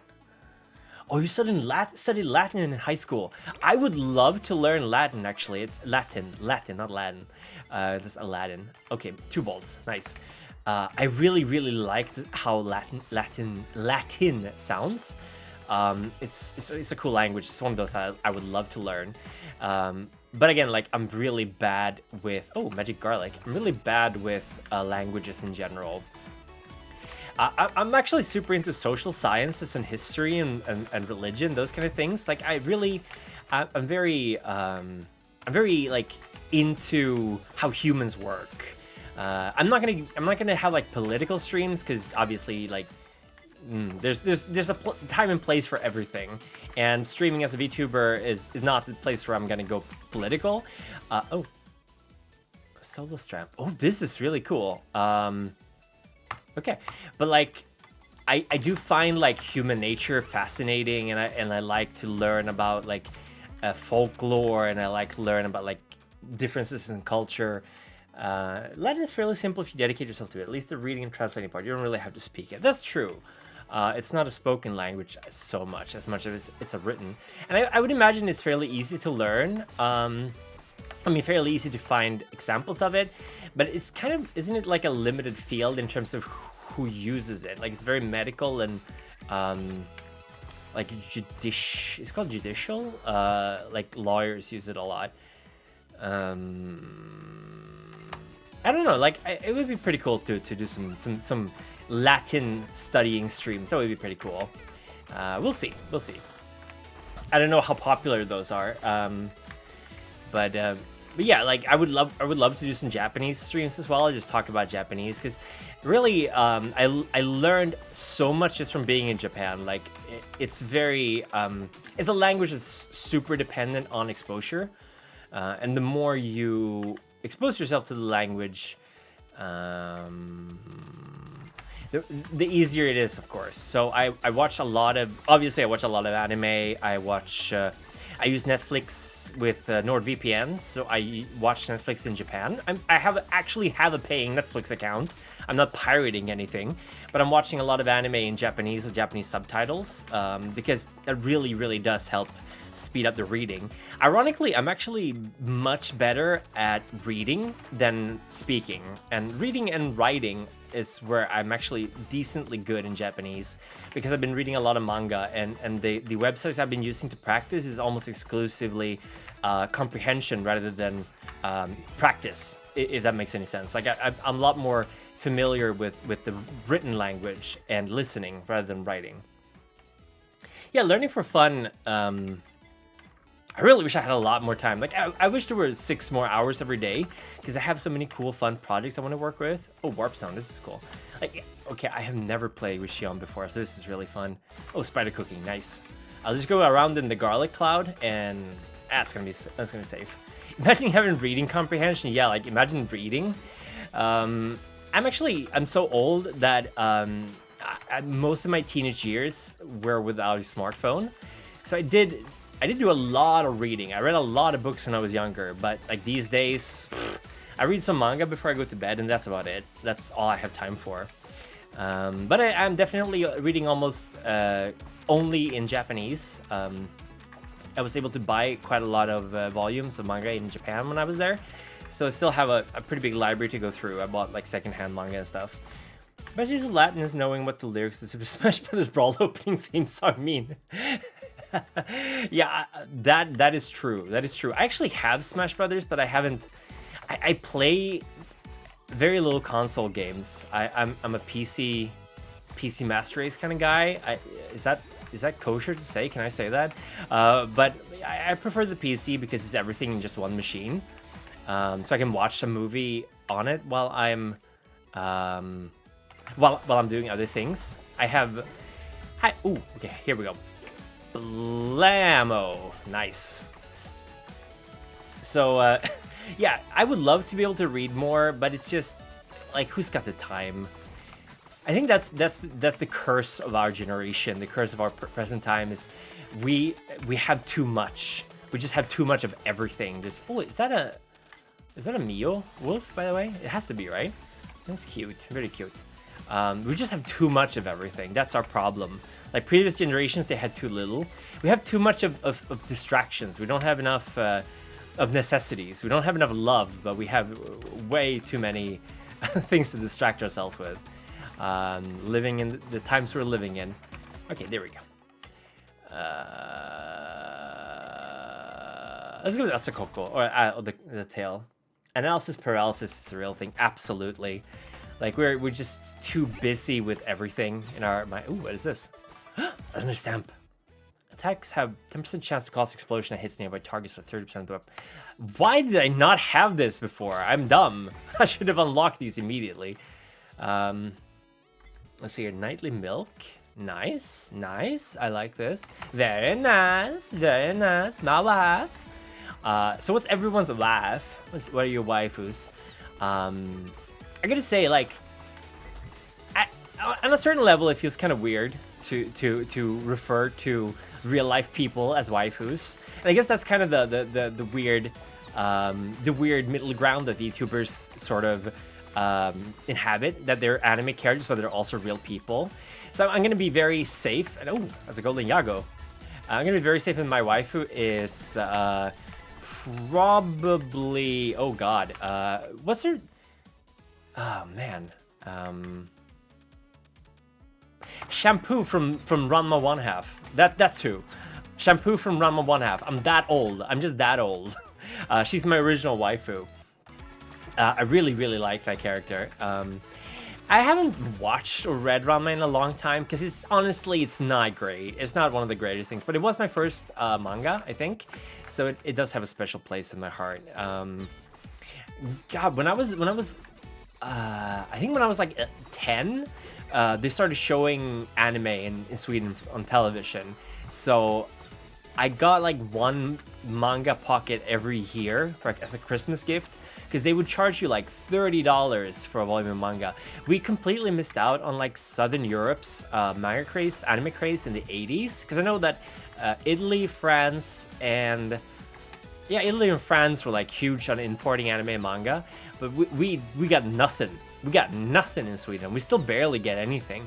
Most of the manga we got in the early 2000s was like directly translated from German, because I think a German publishing company started releasing manga in Swedish, which was like huge, because you could finally buy a tankobon for like $5. But I think they stopped doing that because I think kids just don't read anymore. It was not profitable. Mazinger, insanely popular in the 70s. I have never seen that. I know we had a couple. We had like Cobra, and we had a Starzinger and some stuff in the 80s that was like very rare and imported from Italy and translated by like a group of 5 people that did all the voices. But in general, like, we were so out of the loop in Sweden, and Europe in general was really out of the loop before like PlayStation, because so many cool anime titles just never launched in Europe because Japan assumed that we just weren't interested in that kind of stuff, that we preferred actiony kind of content. So Final Fantasy 1 was the only Final Fantasy game in Sweden for the longest time until Final Fantasy 7. Yeah, in Europe, Final Fantasy 1 released, and then no other Final Fantasy before Final Fantasy 7. We didn't get Chrono Trigger, we didn't get Super Mario RPG, we didn't get anything, we didn't get Parasite Eve. Like, we were really on the ass end of Japanese culture for the longest time, so I kind of feel like Swedes are compensating by being extremely weeby. Right now, like, we're massive weebs, you have a lot of conventions and stuff going on, and I think it's honestly because we were so... okay, that's not great. We're gonna go with this one. Critical hits, nice. We're gonna boost our crits. We're super weeby in Sweden right now, and I'm really happy for the younger generations of people who actually have the option of watching both legally and illegally anime that isn't horrendously localized or poorly translated. I think I was in 5th grade when I went to something called a Dogakai, which was like this. There was this club in Sweden called Mangakai. It was mostly just university and college students, and then you had me, a chubby little 11-year-old in the movie theater all by myself, just watching anime movies. That was the first time I saw Ghibli. I saw Porco Rosso, and I saw the OVA of Lotus War, which was amazing, and like it blew my mind. But yeah, Southern Europe definitely. I mean, they had Dragon Ball. We had the Dragon Ball manga in Sweden, but I don't even know if they finished it. But I never saw Dragon Ball on television. It was completely unknown to me. So I have a huge cultural gap with a lot of my American friends because they have so many childhood memories that I just never experienced, you know? Oh, Ghibli. Oh, that's a tough question. What's my favorite Ghibli movie? I want to say Spirited Away, actually. Porco Rosso is a really up there. I like Porco Rosso. I like the more somber, solemn kind of stuff they make. I think Grave of the Fireflies is the one I consider the best, but it's not my favorite because I can't watch it without crying like a baby. I have a very easy time crying, and Grave of the Fireflies is just so depressing and sad and just horrible that I just can't deal with it. But Spirited Away, I love it. It has a lot of cool like figures from Japanese mythology, which I'm a huge fan of. And it has a really like a very good protagonist, good villains. Like it's just the right amount of scary, and it kind of reminds me a lot of like the Moomin trolls. I don't know if you guys know about them, but they're like a Finnish, Swedish child story thing. Ooh.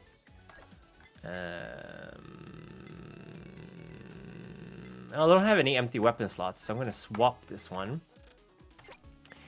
There we go. But yeah, they reminded me a lot about Moomin, and I know that Moomin is really popular in Japan as well. So I haven't seen Howl's Moving Castle, and I haven't seen Laputa Castle in the Sky. Laputa, not Laputa. Sorry, that's something completely different. But I would love to see them. I'm kind of, like I said, I'm kind of all over the place. I'm really bad at like dedicating myself to something. I think the longest I watched anything is probably One Piece. And even then I got I got another achievement. Even then One Piece, I really struggle to keep up with because it's just, I can't with longer stuff. It's really beautiful. What did you say? Yeah, exactly. I had a teacher, a comp sci teacher in college who was he was from Chile, and he would love to make fun of that, and he would chide us for cursing when we talked about anime. He was really cool. He's about my age. He was about my age when he started teaching us, but he was like super into anime and stuff.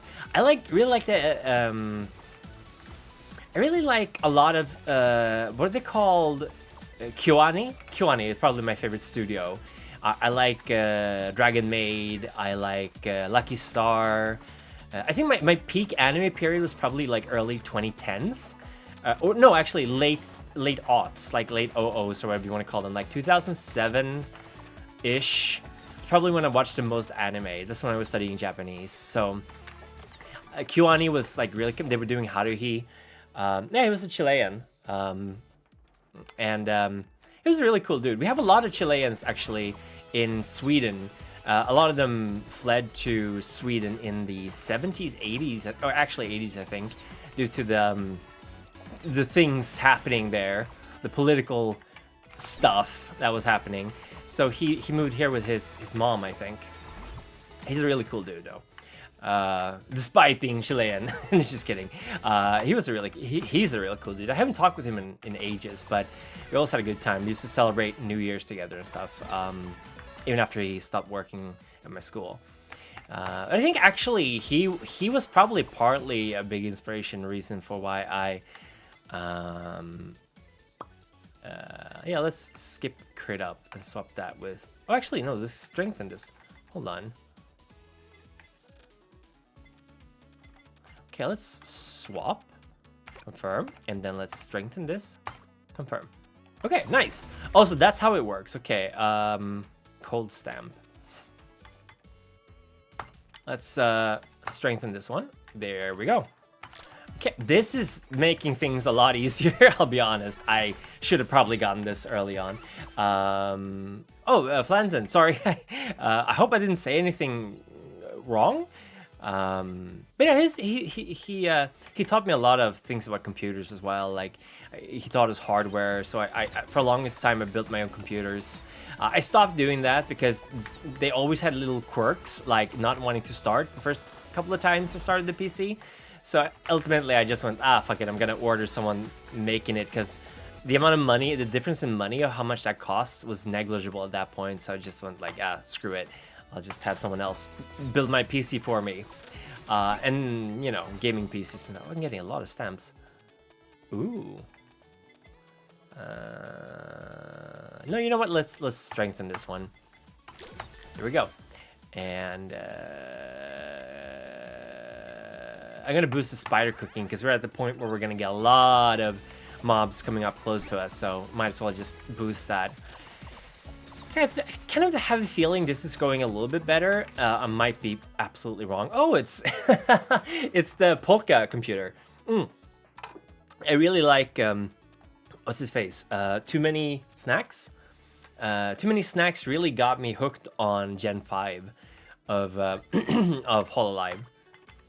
It's kind of hard. Like, I wish I could watch all of them all the time in HoloLive because they're really cool. But yeah, they're super cool. I love the stuff they do. They make such expressive animations. I think the first one I saw was probably the Korone, not the Ikanbukan, but the when she's a crocodile. It was just so cute. Oh, the Toho face of this level is gonna be bullet hell. I'm looking forward to it. Oh god, it's purple everywhere. Hi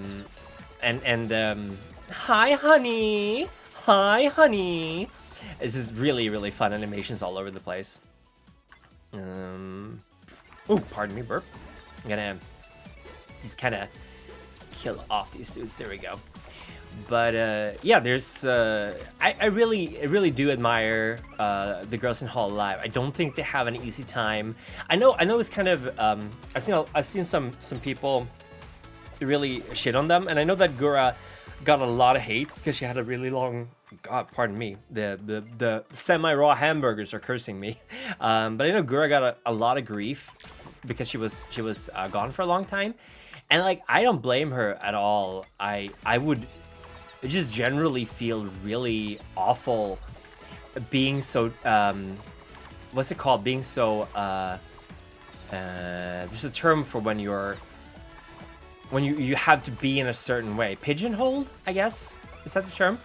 Like, imagine the amount of attention she's getting, right? Like, she's by far HoloLive's biggest VTuber, at least in terms of subs. I don't know how many watch her anymore. I would imagine it's probably quite a few less. But just imagine how many weird people send her messages or like comment on stuff she posts on Twitter, or sorry, X. Sorry, gotta remember the new name of Twitter, X. I'm like I guess I'm on the grass is greener on the other side fence, that I would love to be in such a position, because honestly I just want to have fun and make people happy, and knowing that people watching me are having a good time. Exit. I'm gonna go post I'm gonna make a shit. Exit. Sorry, another shit. So like, on the one hand, that must be really cool, but on the other hand, it's also like every little thing you say or do can and will be taken out of context and used against you. So that's got to be really like, I'm gonna sell this. That's gonna be really terrifying in a sense. Like you're under so much strain, and like no wonder you get burnt out on stuff. And I also saw, like, I was going through the Gargura thread when she had her long hiatus, and a lot of people were really mad at her. And I guess, you know, normal enemies can be used twice. I guess in a sense, like you feel like maybe you're I guess you can interpret it as you're being taken advantage of because you're a paying member. I know Patreon you can pause your charges if you're not making, if you want to as a content creator, you can pause your charges, but I don't think you can do that on YouTube in terms of membership. And I don't think that HoloLive would allow that, allow her to do that even if she could. So it's to the point where you're like, yeah, I'm not creating content and people are giving me money, which must be a really, like, I would feel very guilty over that, I guess, in the sense that there's nothing you can do about it, and you're... I don't want to say stealing, because I personally don't think she's stealing. Like, it's complicated, because I don't really have any strong feelings about it myself. But like, how would I describe this? Like, you kind of feel like damned if you do, damned if you don't, because you really don't have the energy to create content. But whether or not you create content or not, you will be taking people's money, right? Like a subscription service. So in that sense, I think super texts are better because people have full control. I guess people still have full control, like they can stop being your member.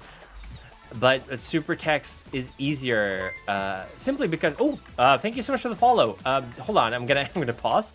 This Bulia, thank you so much for the follow. Welcome to the Frog Pond. I am Kuku Kaeru.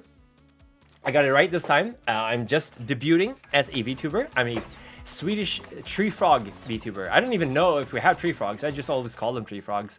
I am green, and I'm retired. No, I'm not retired, but happy to see you here. Hope you're having a good Wednesday. It's the middle of the week. It's hump day. Is that what you call it? Or is that something completely different? More damage.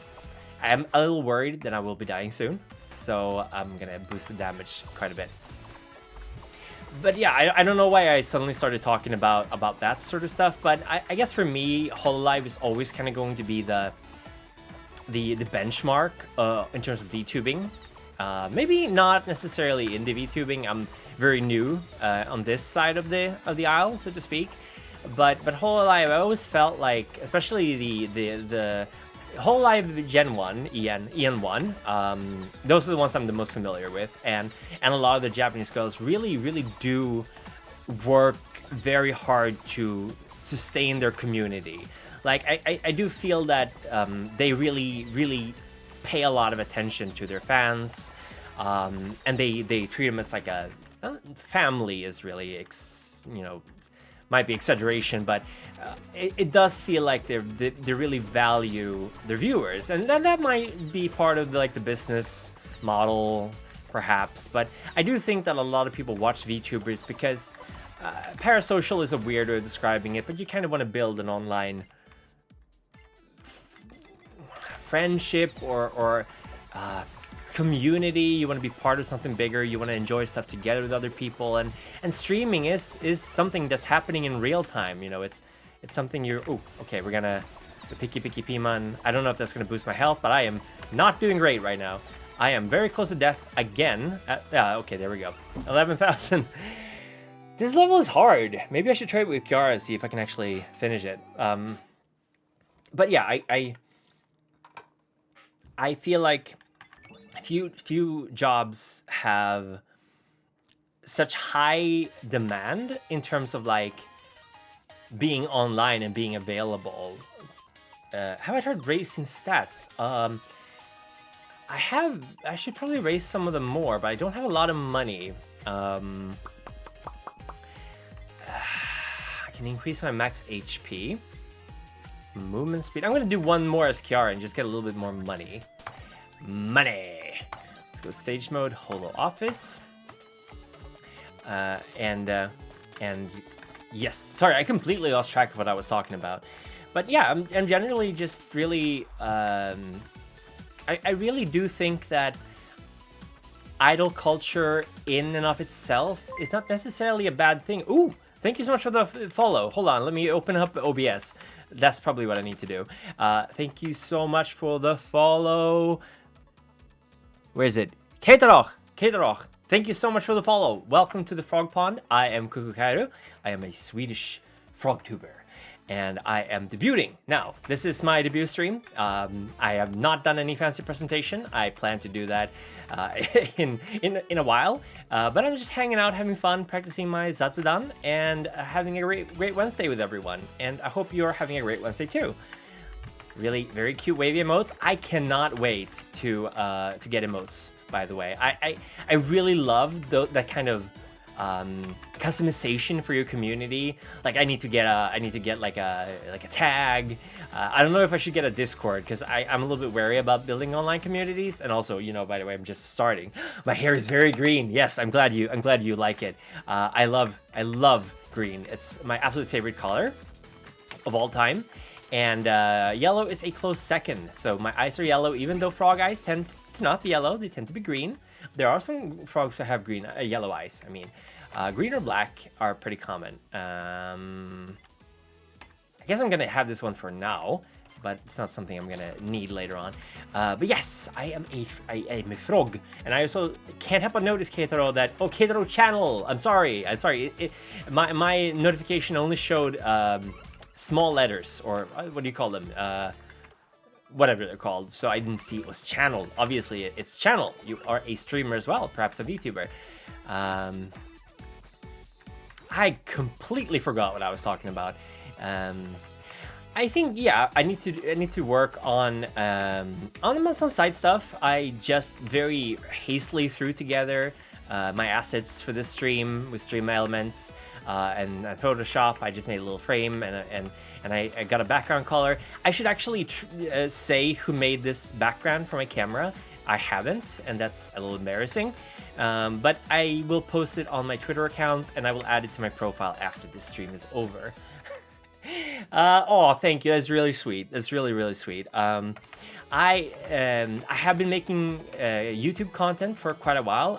I have a lore channel. I do Final Fantasy XIV content, but I really just wanted to get like a separate account to do some VTubing in, because I know you're supposed to be kind of anonymous as a VTuber, and I really do want to do that. One thing I really like about VTubing is how it's you can be as anonymous as you want to be, and you don't have to show who you are. You don't have to reveal things about yourself you don't want to, which I think is really a really good thing about VTubing, because it helps a lot of people who might have felt that maybe they were not attractive enough, or maybe they had like what is this stuff? What does this do?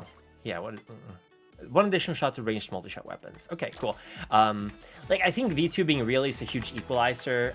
It's not very expensive either. Like this model that I'm using right now is actually not custom made for me. I'll be honest. I bought it on Nizima for 5,000 yen, I think, or 6,000 yen. So that's $50. I think it was a really good purchase. I modified the colors in VTuber Studio, and I'm gonna be using this appearance, and I guess my first milestone is gonna be saving up for a more personal model with a little bit more frog-like themes to it. I really love frogs. I've always liked frogs, and maybe I should say something after every sentence, kiddo. Maybe I should end all my sentences with kiddo. Just, to have a little verbal tick, kiddo, as a streamer.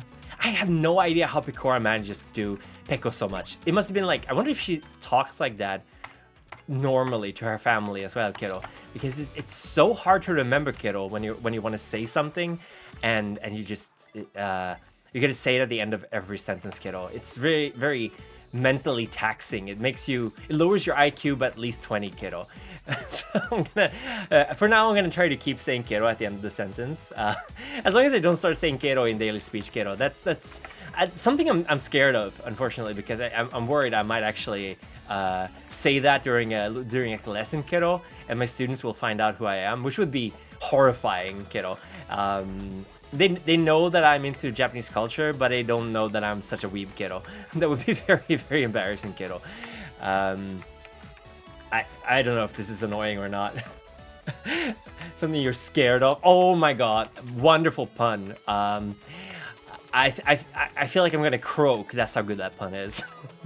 But frog pun. I can't think of any other frog puns. I know that's something I gotta do. That's my homework for next stream, kiddo. I gotta practice and learn some more frog puns.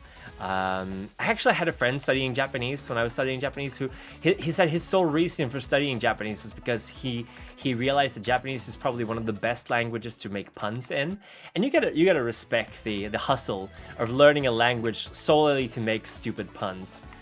I mean, I don't think that was actually the reason he did it, but he stuck to that story for all the year and a half we studied together. So that was fun.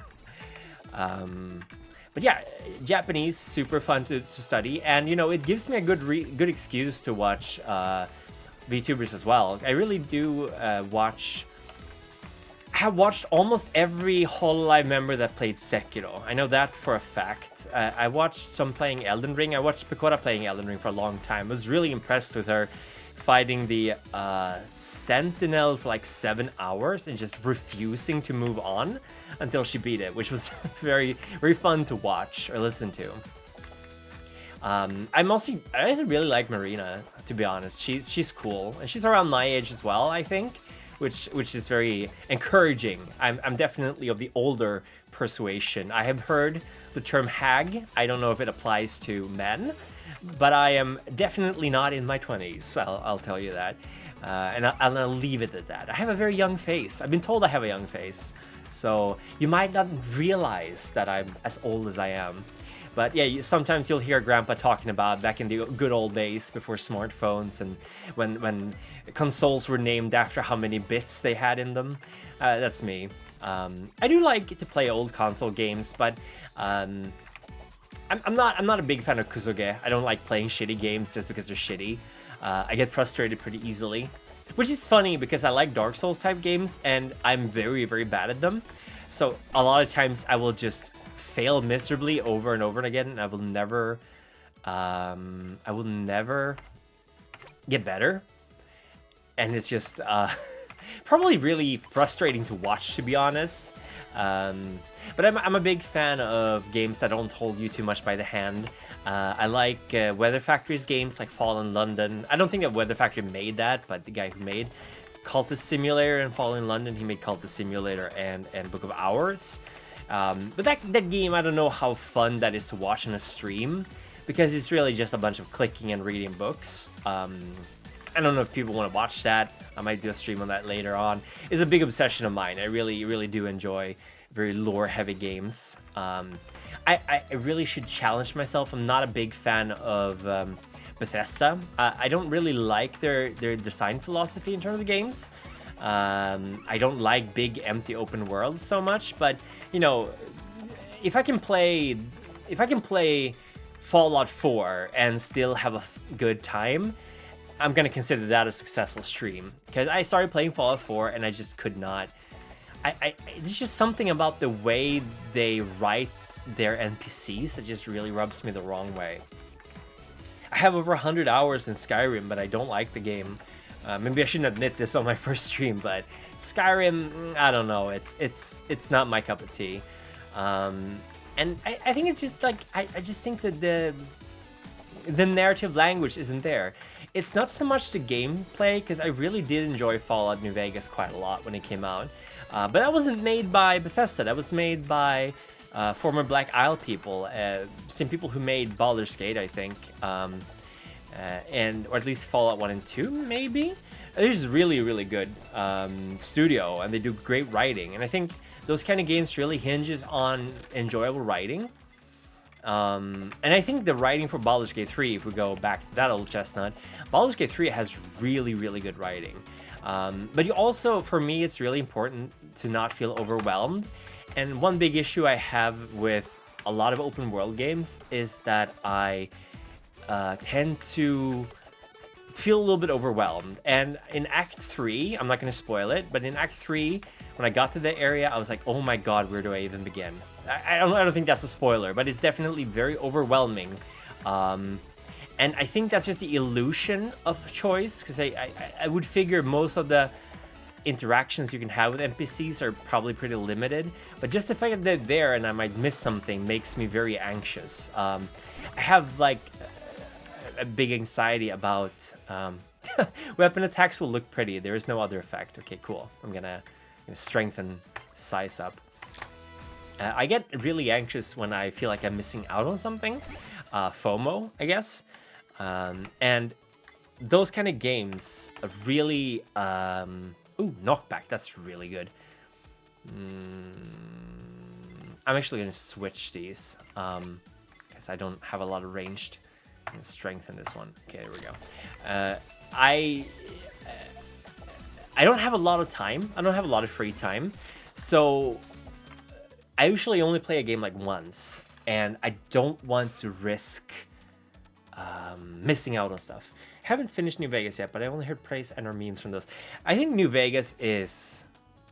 ooh, this is really good. Oh my god. This is difficult. Which one do I want to go with? I'm gonna switch Slow Stamp out with Haste Up. I probably made a mistake. But yeah, Fallout New Vegas, it was a garbage fire when it came out. It had so many bugs in it, but the writing is really, really good. And personally for me, a game can be buggy and crappy, but if the writing is good, I won't mind. I played Knights of the Old Republic 2 when it first came out, and that game, you had to save every time before you opened the door, because if you didn't, there was like a 50% chance the game just plain crashed on you. So I quick saved all the time. That was a game that required you to save scum, basically. So, yeah, Knights of the Old Republic 2, it was a pain when it first came out. So, and I loved it. I loved it simply because it had great storytelling. Okay, this is a knockback. That's pretty good. In front of me. I'm gonna boost it. So for me, writing is much more important than the illusion of freedom, because you will very rarely find a game that gives you like ultimate freedom, and a lot of times I don't think that's what player wants. I think player wants to have they want to have consequences for their choices. They want, like, if I kill this NPC, that has to have some kind of impact on the story. And I feel like a lot of Bethesda games don't really have that, because they have an idea of what you're supposed to be doing, and they are gonna drag you kicking and screaming there, whether you like it or not.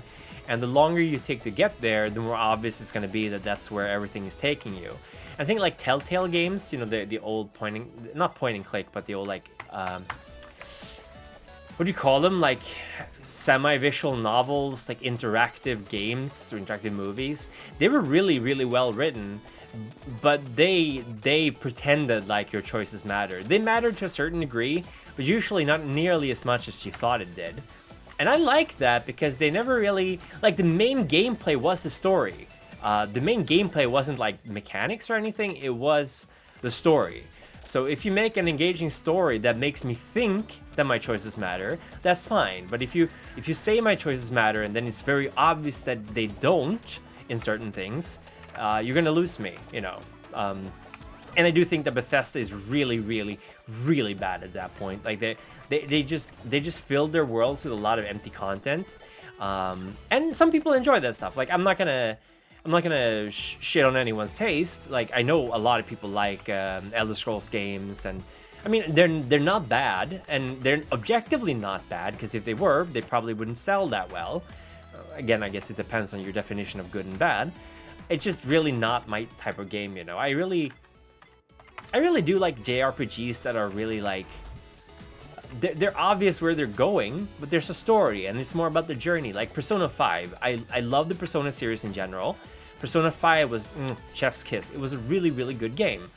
Very, very solid story. Will I replay it? Probably never, because I played it once. I don't need to play it again unless I get very nostalgic for it. But that's better. I want a game, I don't mind the game finishing. I'd rather have a game that has an engaging story that makes me feel something, than a game that just, yeah, you can kill literally anyone. Will it change anything? No, not really, but you can kill everyone. And look at this amazing nuclear gun. You know, I'm being, you know, I'm not being entirely fair, but that's just like the general feeling I have around those kind of games. How do you guys feel about Bethesda games now that I've spent the last 20 minutes crapping on them? How do you guys like those games? No, but jokes aside, like I think there's games for everyone, and I think that's a really good thing with the growing indie market.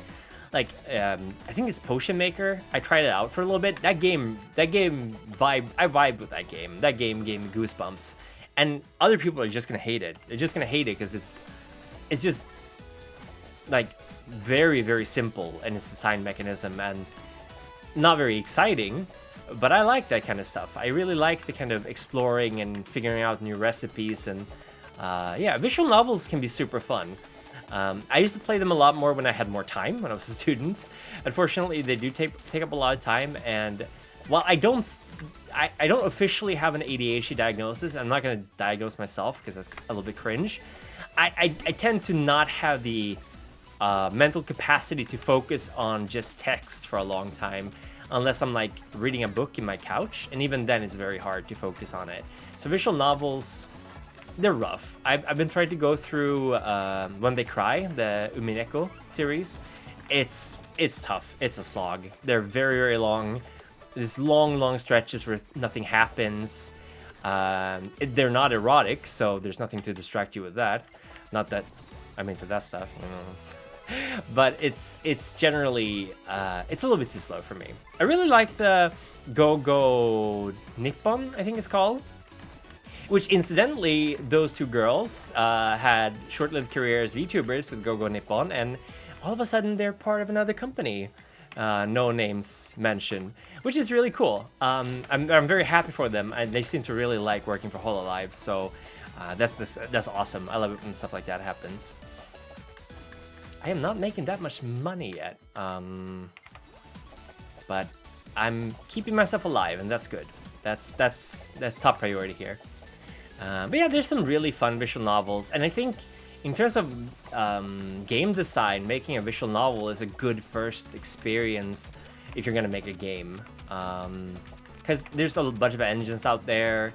The coding is fairly simple, and you can do a lot with it. So if you have a story you want to tell, going visual novel is definitely a good thing to think about, like as a way of telling a story game. I played Disco Elysium a while back, which is probably one of the games that I've been the most emotionally affected by in a long time. It's a very, very good game, Disco Elysium. I cannot recommend it enough. It's very sad what happened to it. Like, the original creators more or less had their IP stolen from them.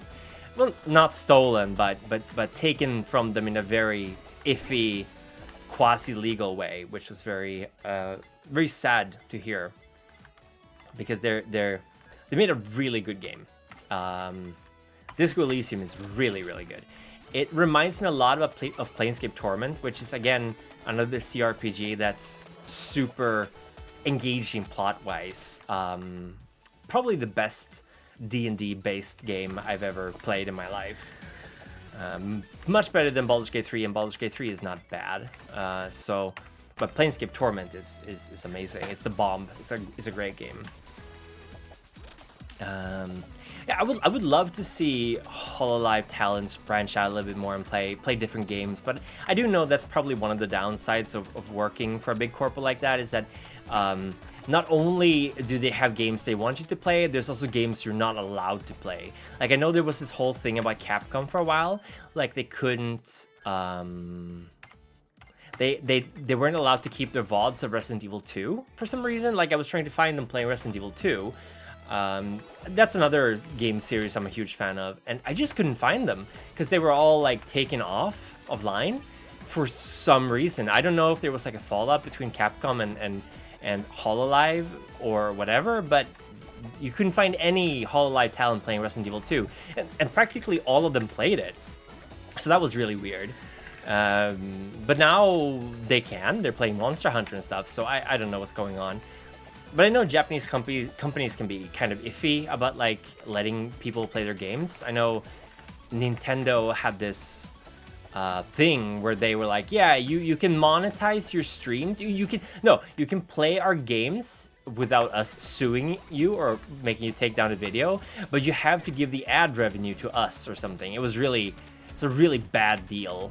And just kind of Nintendo as a company are really not very good at understanding fan culture, I think. I think they've just been around for too long, and they just kind of assume that they can boss everyone around much more than they can, because they're not the household brand they used to be.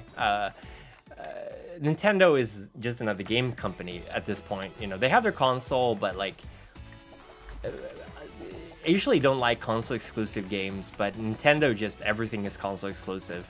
Oh, you wanna play Zelda? Oh, too bad, you gotta buy the console. Oh, you wanna play what was it? Was it Bayonetta that was theirs for a while? Like, oh, Bayonetta 2? Nah, you gotta get a Switch or Wii U or whatever it was. Like, come on, man. You can sell so many games if you stop being console exclusive. Like Bloodborne. Bloodborne is never gonna see the light of day on PC. Like, the day when it becomes ported to PC is a day I will eat up a picture of my VTuber model. Because at this point, it's been so long. I think it's like almost 10 years old, that game at this point, which is bizarre. And they still haven't made a PC port for it. And it's still locked at 30 FPS, which is a sin. That game should be in 60 FPS. It should be on PC. They would sell like hotcakes, you know. But no. We're gonna keep it on the PlayStation 4 for some reason. Oh, Yago. Hi, Yago. Weapons will fire backwards. No, thank you. Oh boy. I really hope I'm not gonna die soon, because that would suck. I don't think I'm making as much money as I made on the previous run. Maybe I just don't have the things to make money with. Oh, here we go. That's another thing. Weapons will sound like a trumpet. There is no other effect. Okay. I can appreciate that they give us these things, but when I'm still leveling up, there's no way I'm gonna be using them. Attack damage multiplied by 1.2. Yeah, let's go Gorilla. Let's go Noelle. I like Noelle. She's cool. She's got great tracts of land. Yeah, I really wish I could go back to like 2021, just really the peak of HoloLive VTubing. I don't think they're necessarily doing bad anymore, but they're definitely not near the peak as they once were. Oh my god. Am I gonna die here again? I really hope not. I know I keep talking about HoloLive, but I mean, I am playing HoloCure, so that makes sense. But there's so much content for this game. I would imagine that it's just, you can play this forever and just never get everything. I wonder if someone has everything unlocked. That would be kind of bananas. I guess like the more you play, the easier it gets because you get all these upgrades to your model and stuff. So what is that boing sound? Is that me getting hit by stuff? Maybe. Oh my god, they're just not letting me go. Oh my god. Okay, I see what that boing sound is. That's a bomb. Okay, that's a bomb. Please die. Please die. Botan. Please die. No. Oh my god. I'm gonna die. Okay, I did not die. Okay, that's good. But yeah, generally just super excited to start streaming, and I'm very happy to see so many of you here just hanging out with me, chilling. Really glad to hear how you guys are doing. If you ever want to go to Sweden, let me know. I can tell you the coolest places to go to. Spoiler, there's not that many cool places. Sweden is kind of a, I don't know if it's because I live here, but I never really, Swedish culture is kind of super mid, you know. It's not great, not very fun. Japan is just so unique. God, I am such a weeaboo. But Japanese culture is so unique, and so different. I guess that's the thing. Like, Japanese people would be super fascinated by Swedish culture because it's so different to their culture. But for me, like, coming back to Sweden, I was like, oh god, I hate this country now. Like, I don't want to be here. I want to be in Japan.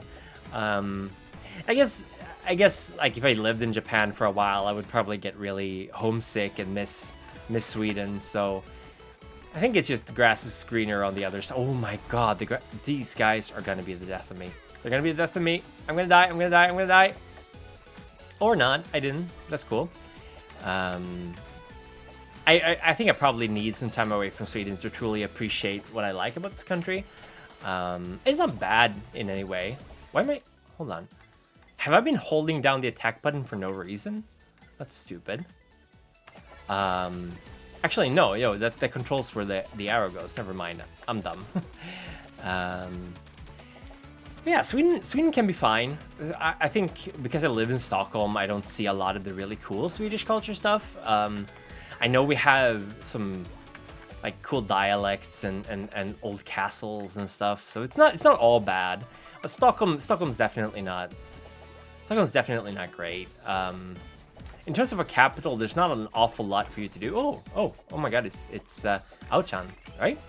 Is it Ao-chan? Is that her name? Ai-chan. Ai. Okay, Toho. We're doing bullet hell. Oh no! Is she just gonna float there now? Okay, cool. Okay, I guess this might be the boss. How many times do I get IKEA jokes? Oh, Danmaku time. Yeah, it's time for hell, bullet hell. IKEA jokes are fine. I'm actually a big fan of IKEA. I have a lot of IKEA furniture. Very affordable, decent quality. Goes with a lot of things. Like stylishly white or black furniture. White especially just goes with anything. So this is. I lived here for like 7 years now. I've been getting this new furniture. IKEA furniture does not last forever, sadly. They tend to break after a while. But I mean, I can definitely appreciate that people associate Sweden with IKEA. Obviously, it's good stuff. Like IKEA is good stuff, and I know that Ingmar Kamprad, the guy who founded IKEA, one of the things I really like about him. He's dead now, fortunately, and he had a little bit of an iffy past. I know he was. For a while, I think he was part of Hitlerjugend, if I'm not mistaken, which is, of course, or the Swedish equivalent of it, which, you know, that's not cool. But it was like 70 years ago, and he was a kid. Oh, there we go. Actually, I finished the level. Kiara Pog, I guess. Greatest of all time, Kiara. But his business idea, yes, we did it. His business idea was that everyone should be able to afford eating at his store. So they sell food. I don't know if it's the same thing now, but they would sell food at a loss at their restaurants simply because he believed that everyone should be able to buy his things. Everyone should be able to afford to buy IKEA. He wanted to make it like for everyone, which I think is a very admirable thing to do. Like he really cared about people, and it was a good boss too. I've heard that things have gotten worse at IKEA since he died. I don't know. I don't work there, obviously, but that makes me a little bit sad. So how much is? Okay, I have to buy tears. Hold on. I'm gonna buy some gacha here. Oh, okay, is it? Here we go. Let's see who we're getting. Gacha time. Oh, they all ranked up. Nice. Okay, so that's how it... Oh, I see. Okay, I see. Let's buy, let's buy some upgrades. Damage. There we go. Bum ba bum bum bum bum bum ba doo. Let's play some Gura. I think I started playing with Gura way back when. Okay, this is gonna be a nightmare. This is gonna be an absolute nightmare. Halloween Castle. Here we go. Ooh, what song is this? I like it. Oh my god, they have shadows. Ooh. Oh, this is a cool level. I like this. Fires rapid tears at random targets. Hell yeah. We're gonna have Yago's tears. I love this. Oh, this is cool. I love spider cooking in general. I like the passives that just gives you an extra shield to protect you with. I'm not very good at strategy in this game, so let's go with the face mask. We take 30% more damage. That's fine. At this point, it's definitely fine because everything dies when they come within reach of me. Come on, Yago. There you go. Give me Borgoy. Halloween night. Oh, I gotta look that up. Tears. Here we go. There's so much good HoloLive music too, right? Like, they really are a good benchmark in terms of like a serious idol corpo. Like, if I ever went corpo, I would definitely want to work for HoloLive. Like I said, it's really, it's sad that Vesper and Mr. Grabby Hands that they decided to resign, and I have no idea what happened behind the scenes. Like, maybe they were treated really poorly. I mean, who knows? But I was really happy for them when they got the opportunity to work for HoloLive, and personally, I think I think it's really about how controlling the company might be. Like, they might be very demanding and might be kind of harsh on reprimanding you if you say the wrong thing or do the wrong thing. And I can totally get if that was a reason why they quit. I can totally get that. Or if they were kicked. I mean, who knows? I don't think, as far as I can tell, their contracts didn't get renewed. I don't know if that's like just a rumor or if that's what happened. So it could be that they just did not get rehired, but that feels very weird, because I think they were doing pretty okay, and they haven't fired any of their Japanese guys as far as I know. So I mean, who knows? Maybe I should check out the man with the smallest balls. What's his face? The VTuber news guy. The man with the smallest balls. God, that's the only thing I remember about him. He introduced me to indie VTubers a while back.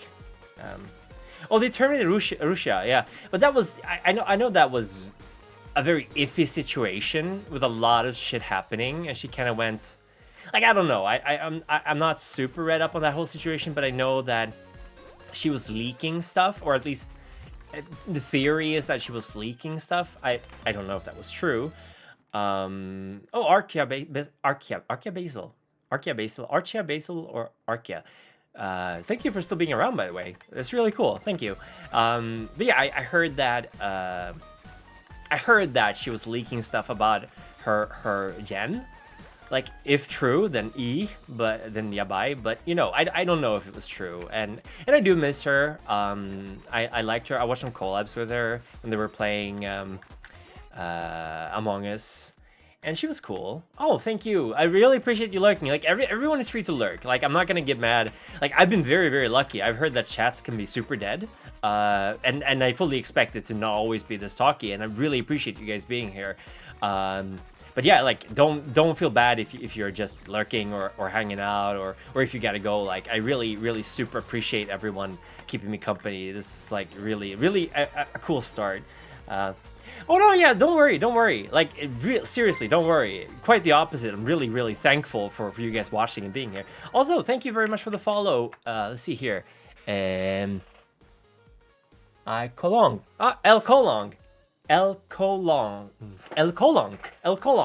Thank you so much for the follow. I hope I said your name right. I am Kuku Kaeru. I am a Swedish frog VTuber, and I'm very happy to have you here. Welcome to the frog pond of the frog lake, or however we call it. I'm still trying to figure out how to say things, kiddo. Maybe I should end all my sentences with kiddo, but I did forget to do that for a little while now, kiddo. But yeah, very nice to meet you too. Hope you're having a great middle of the week. I don't know if we should call it hump day, but it certainly feels like the middle of the week. In Sweden, we call Wednesdays lillördag, like small Saturday, because it's just an excuse to kind of go out and get drunk in the middle of the week. Like, Swedish alcohol culture is kind of yabai, because we tend to get really drunk. If we're getting drunk, we get really drunk, which is, you know, I think the more Southern European version of just drinking a little bit often is much better for you. But yeah, in Sweden, generally people tend to get really smashed if they get drunk. I don't drink alcohol anymore. I used to drink, not a lot, but I used to drink, but I just figured I'm at the age where a couple of beers will knock me out for like a whole weekend, and I want to do stuff during the weekend, so I try to drink as little as possible. I don't know why I started talking about alcohol, but yeah, generally, thank you everyone for being here. It's really cool of you, and I hope to be able to stream like maybe twice a week to begin with. I do have a very busy job, unfortunately, that makes it difficult to stream more. But yeah, and if you guys have any suggestions for what else to stream, just let me know. Like, I'm just having a blast talking while playing this game, and it's certainly a good game to do a Satsudan to, because all I'm doing is just running around and trying not to die, which gives me a lot of energy for my brain to do things, to think, to make the thoughts, to create the think. So I'm really just shooting the shit and talking about HoloLive and getting used to streaming, because I'm still my heart rate is like 160 easily. I'm super nervous, so I'm glad you guys decided to stick around. I really do appreciate that. I'm very new to the VTuber scene, especially the indie scene. I was not aware for a long time that there were indie VTubers, or at least not that it was such a big thing, because I thought it was pretty expensive to get into VTubing, but I was kind of wrong, to be honest. Like this model cost me $50. Oh god, yeah, this level is a lot harder. it's a lot harder. But I was absolutely convinced it was going to be much more expensive than it was, and a higher barrier to get in. Should I move my model? Hold on, my little image. Should I be up here instead? No, maybe. What if I'm up here? That might be good. I can move the chat over here. There we go. Hope that's good. I barely made any money, so I'm gonna let's do another Kiara on that level. See what happens. And I'm glad it works. I'm glad I got your name right. But yeah, it's really fun to stream. I did do a couple of streams way back when. I'm a huge Final Fantasy 14 nerd. That is one of my favorite games of all time. F-Goats, I guess. Is that what you call it? F-Goats, my favorite game of all time. But Final Fantasy 14 is not a great game to stream. And I think MMORPGs in general, unless you're streaming to people who are already into it. Oh yeah, by far one of the best MMOs I've ever played. And I've been playing ever since, I think my first MMO was actually, it was Tibia. That was a long time ago. And I played Ragnarok Online when that first came out. But my first serious MMORPG was probably Final Fantasy 11 that I paid for. And that game was brutal. It was merciless. It was so difficult, and where I lived at the time, I had a really crappy phone connection or phone line, because I lived really far out on the countryside. So if anyone in the area basically lifted their receivers, yes, receivers, I'm that old. Final Fantasy 11 was fun. It was just really, really hard. But if anyone lifted the receiver in the area, my connection to the internet would break. So I would DC immediately. It was a nightmare.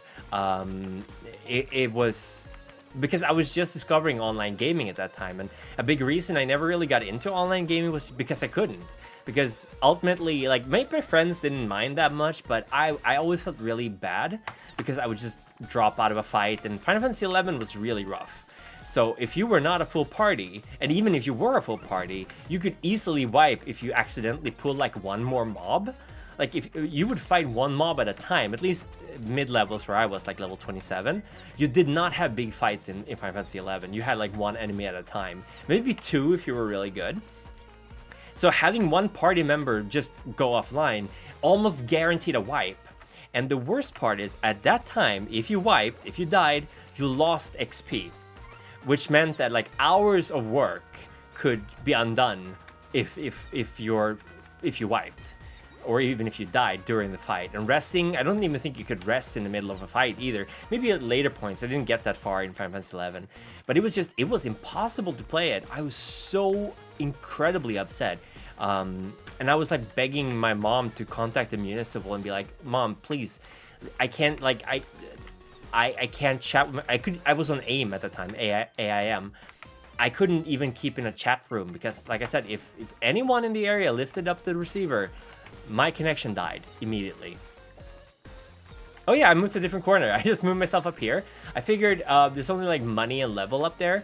There's really nothing down in that corner either, but I'll move around. But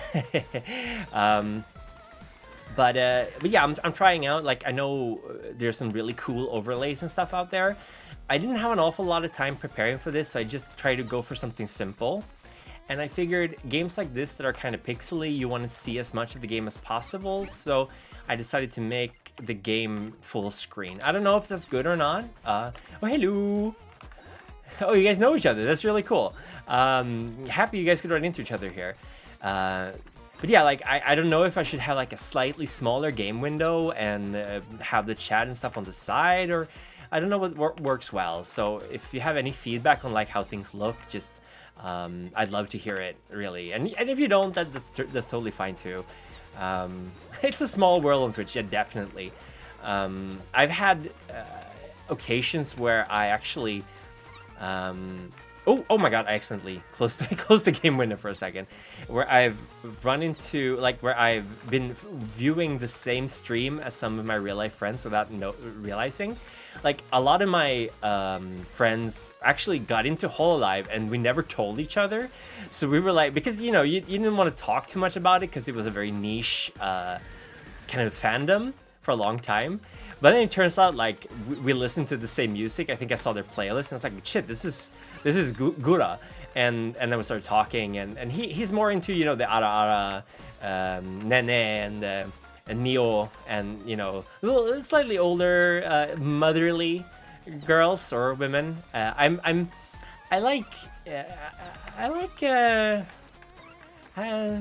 know. I like the calm. I guess I'm kind of similar. I like the calm ones. No, not Nene. What am I saying? I meant Botan, of course, not Nene. Nene is young. I'm sorry. Screen real estate is the hardest thing to manage for sure. Yeah, it's super hard.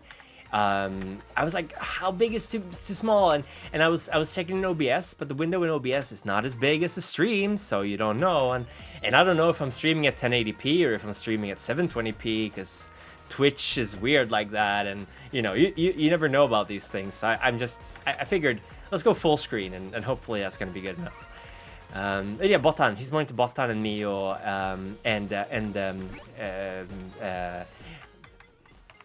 Mori as well. He likes Mori.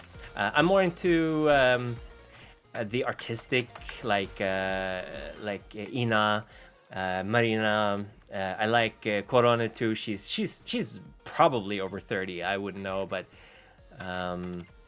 she's definitely playing games that I would play when I was a child. So that's something. But yeah, I feel like I can relate a little bit more to the older ones. But on the other hand, I really like to see younger people play old games. That's like one of my favorite things to do, to watch them play like an older title. Playing retro games, and apparently PlayStation 2 is retro now, by the way, which is hilarious, because I remember when retro was Super Nintendo. I'm an old soul, very old. But yeah, I really do enjoy it when let's boost this one. When people are playing games they've never played before, especially sorry, I'm slurring my words a little bit. Especially games that I'm a huge fan of, because it's fun to see people's first reactions and how they tackle certain problems. Not all games are good for that, but I think Sekiro, for example, is one of those games where people play it so differently. Even though there's only so many ways to play it, people have very, very different levels of aggressiveness and how much they're using the ninja tools and which order they tackle the bosses in and their favorite moves. All that kind of stuff is really, really fascinating. So I really don't like it when people follow guides for these kind of games, because when they do that, you will get builds that they might not be familiar with. There's not a lot of experimentation. I like it when people experiment, and having a shitty build can be fun too. You know, I enjoy Dark Souls playthroughs where people don't level up or only use broken blade, is it, or broken sword? Broken sword is like a game. That kind of stuff is really fun to me. I would never be able to do it myself. I don't have the patience for it. I would just get bored. But speedrunning is also really cool to watch, especially those really, really weird ones where they really know every little bug in the system. So they're just... It feels like you're watching someone break a game in real time, you know? Which is often something they do, I guess. And spider cooking. Here we go. Oh god, I am rambling so much. I have not talked this much in a long time, but I'm having so much fun. think. What am I talking about now? I feel like I'm a little bit out of the loop though, because I'm thinking a lot of these mascots are probably like later generations of Hololive.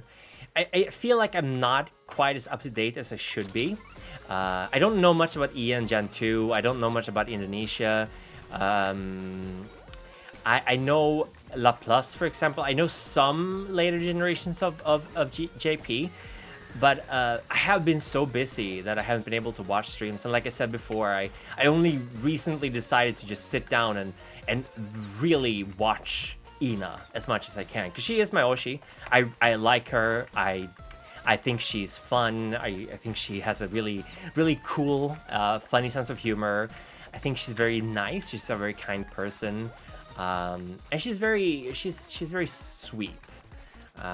She's sweet, but she can be a little playful and mean. But I like her approach to Elden Ring, for example, which was very chill, and she was using it more like I'm doing with this game. That she was more focused on talking about things and just hanging out with her chat rather than, you know, focusing 100% on the game. And I personally prefer those kind of streams. Like, I watch some actual plays where the players are really bad at games. That doesn't bother me really. I know, like, I watch some people I watch, they play Dark Souls and they're bad at it, and believe me, they're really bad at it. A lot of people in the comments are like super angry about it. I'm like, dude, you're watching for the personality, you're not watching for the gameplay. There are streamers who do gameplay, there's streamers who do everything, so just find someone who you vibe with. You don't have to, why you have to be angry? It's just a game, you know. And I always felt that way about like Hololive 2. Like, I watched a lot of them play that Songs of Fire and Ice, or whatever it's called, Dance of Fire and Ice, or something like that. And a lot of them is just like dun dun dun dun dun dun dun dun dun dun dun dun dun. Like, they just make that sound over and over for hours. Oh yeah, FromSoft backseaters are, oof. And that's fine. Like, I like streamers who make sounds. I like their personality. I like hearing them having fun, and I think that's just, I'm definitely not alone in that. Hearing people have fun with the game and just enjoying themselves, you kind of, it's infectious, you know. You feel like you're having fun too. Like, you are having fun too. They say that if you should always try to smile to people and they'll smile back to you, and like try to do that without looking like a you know, sociopath, and that's a good thing to do. Oh, thank you so much for the follow. Apollo Speaks. Hey, Apollo, how you doing? Welcome. Thank you. Thank you so much for dropping by. I hope you're having a great Wednesday. I'm just hanging out and shooting the shit. And I have been talking so much in 2.5 hours.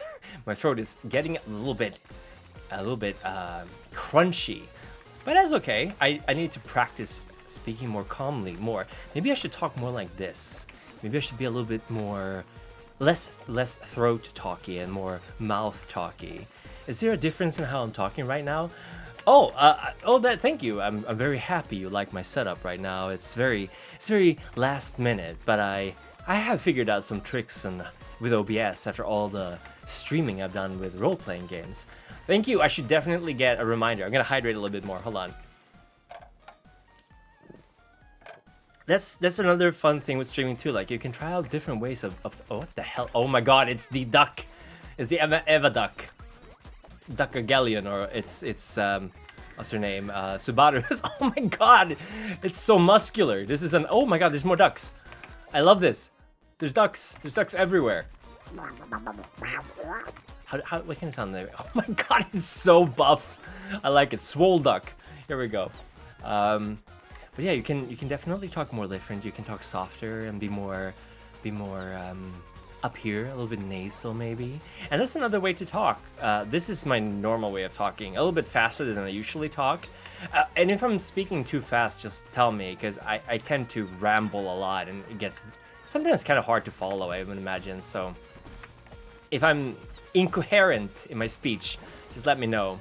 It's a common criticism I've gotten from friends and family, so, and from students too. Oh, that's a fun emote. It's a Viking. Is that how do I get into VTubing? Oh, it's a really good question. Okay, so I got into VTubing. I think the first VTuber I got into was Kizuna Ai, but not for a very long time. I watched some of her streams and then I kind of fell out of it because I've never really been into streams because I have a hard time focusing on them. And VODs are usually so long, pardon me, that it's hard to watch them. I'm very bad at keeping focus on many things at the same time, or rather, I want to keep focus on everything. So, pardon me, that's my burgers giving me some grief, half cooked. But Kizuna Ai was probably the first one, and then I stumbled upon Korone. I don't know how I did. I think she was playing Banjo-Kazooie, so it was a long time ago, but I'm not sure. And I was like, oh, this is cool. I saw some clips, I think. And then I really got into it around the summer of Ikambukam. Ikambukam. I really got into it the summer of 2020, right around the time when Holo EN first generation came out, and I was like, yeah, this is cool. This is a new thing. I was really enamored with Ina. But unfortunately, I haven't watched that many streams, so today I made a solemn oath to watch all of her VODs. It's gonna take a while, but I really want to do it because she is my Oshi. That means the person you want to push forward, that you want to succeed. I've learned that. I really like her. I like her art, I like her personality, I like the way she speaks, and I love her singing voice. I love Ina's singing voice. I love her karaoke so much. And want to hear more of it. I like Gura a lot too. I think I prefer Gura in terms of gameplay, because Ina is sometimes a little too calm, and she doesn't really play games that I'm super into all the time. But Gura's energy is hard to beat. But I really like all of EN, to be honest. I think Kiara is probably the one I have the least. Kiara is a little bit too genki for me. She's a little difficult because, again, she's a little, I wouldn't say high maintenance, but you got to really pay attention to what she's talking about. Mori is cool though. I like her wine sampling stuff, and I think it's great that she's an artist and a singer. She's cool. She's really cool. Don't get me wrong, but I really like the kind of laid back style of Ina and Gura. I love her design. I love her voice. I'm a very voice kind of person. I really. I used to be practically blind as a kid. I had really bad eyesight, but I got LASIK because, believe it or not, I wanted to join the army for a little while. Did not pan out, thankfully. But I actually had LASIK on my eyes so I could do the officer program. Am I doing a super item set? I don't know. Actually, Jikosh, hi, welcome. I have not played this game properly since last summer. Yes, last summer. So I'm just testing things out and having fun. And Kiara is the only character I've ever been able to finish a level with. So I am playing as Kiara, even though she's not my Oshi. But I mean, if you have any advice on what I should be doing, then absolutely, by all means, let me know, because I'm just frogging around, as it were. Super items have a 5% chance of appearing out of boss boxes. Ooh, maybe I don't even have them turned on. It's possible. I might not have unlocked that. Ooh, I don't know what this is. Broken dreams. The dream is dead and there's no hope. Bubble shield also slows targets. Oh my god, that is poor Yago. Poor Yago. No, he'll get his idols. But yeah, I really am a voice person, and I think they can only appear if an empty slot. I did not know that. There's so many things about this game that I don't know. But basically, I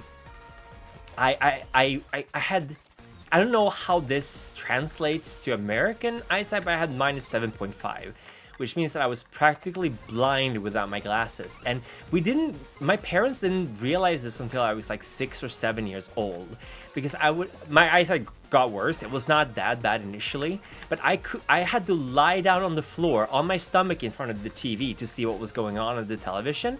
And my mom was like, that's kind of weird. So she took me to the optometrist, and they tested my eyes, and like, oh, he needs glasses. And I recall the first thing I said to my mom, and she's so upset. She was so upset about this. Mom, we have trees in our backyard, which I didn't even realize we had trees in our yard. And that's, she was like, oh my God, my poor child. But yeah, I got LASIK because I wanted to join the army. I worked 1 year as a teacher, and I was like, I can't. And I have to say, teaching, certainly, it's a craft, and it's extremely demanding. I used to teach 13 to 15-year-olds. I did that for 6 years. Now I teach adults. I vastly prefer teaching adults, especially since we're helping people who really have struggled in school. But I will tell you, some of the most interesting and fun conversations I've ever had in my life were with 13 to 15-year-olds. Amazing. They're becoming like actual human beings. I know that's kind of weird to say, but kids younger than that, they're very they're simple in the sense that they usually, what you see is what you get. But once they get into the teenage years, they will start developing personalities and opinions on really complex, abstract stuff.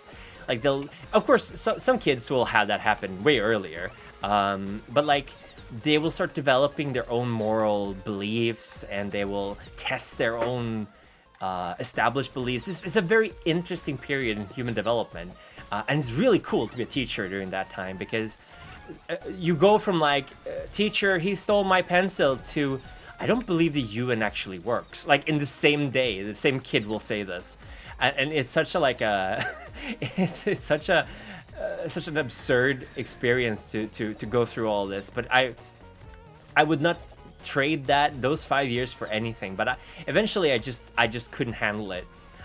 It turns out I actually have a slight bit of autism.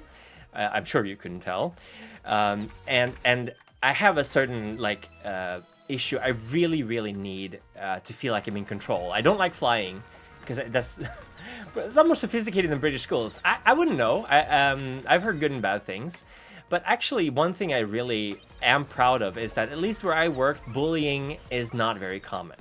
I don't know how it is in the UK, but bullying in Sweden, it's a little bit more sinister in Sweden. It's a lot more internet-based, which makes it a lot harder to get to as a teacher. But like, generally, ducks. Generally, the kids I worked with have all been fundamentally decent kids. You know, they might have had fights and stuff, but I'm very proud of them. They've grown to really responsible, kind adults. They add me on Facebook after they graduate, and I mean, not a lot of them post on Facebook, but some of my oldest students, they actually have kids on their own now, which is, you know, not that I'm feeling old or anything, but that's certainly that was a hit in the kokoro. The first time I saw that on Facebook, I was like, oh my God, they have kids. I remember when they peed themselves during sport, like that level of like, oh my God, is this how parents feel? But yeah, I am very proud of them. And some of my students occasionally poke me on Facebook. I feel like it's inappropriate for a teacher to like comment and stuff on their lives, because I'm not part of their lives anymore. And teachers feel that weird kind of niche where you meet them more than you meet your parents for a while, but they're still like, they're not family, you know. And I don't want to. I never want to intrude or make anyone feel awkward, so I never really like. I will usually like or love, you know, heart mark if someone gets married, or if they have like a really nice thing they post on Facebook. But it's not like I'm sending them messages and being like, "Hey, how you doing?" That would be super weird and creepy. And you know, as a teacher, it really, especially when you teach young adults or teenagers, oftentimes you really have to think about what you say and how you act, because you are a role model, and you're in a kind of a you're the adult in the room, and they will look to you for pretty much solving any kind of problem. How many times have you had that awkward conversation where you refer to students as your kids? I sometimes talk so much about them that people comment that it's like I'm talking about my kids. Now, since I'm teaching adults, there's way less social stuff, usually they don't argue, or they resolve things outside of school, which is a huge relief. I haven't had to angrily raise my voice in many years now. Like I got a pretty good set of lungs on me, so I can get really loud.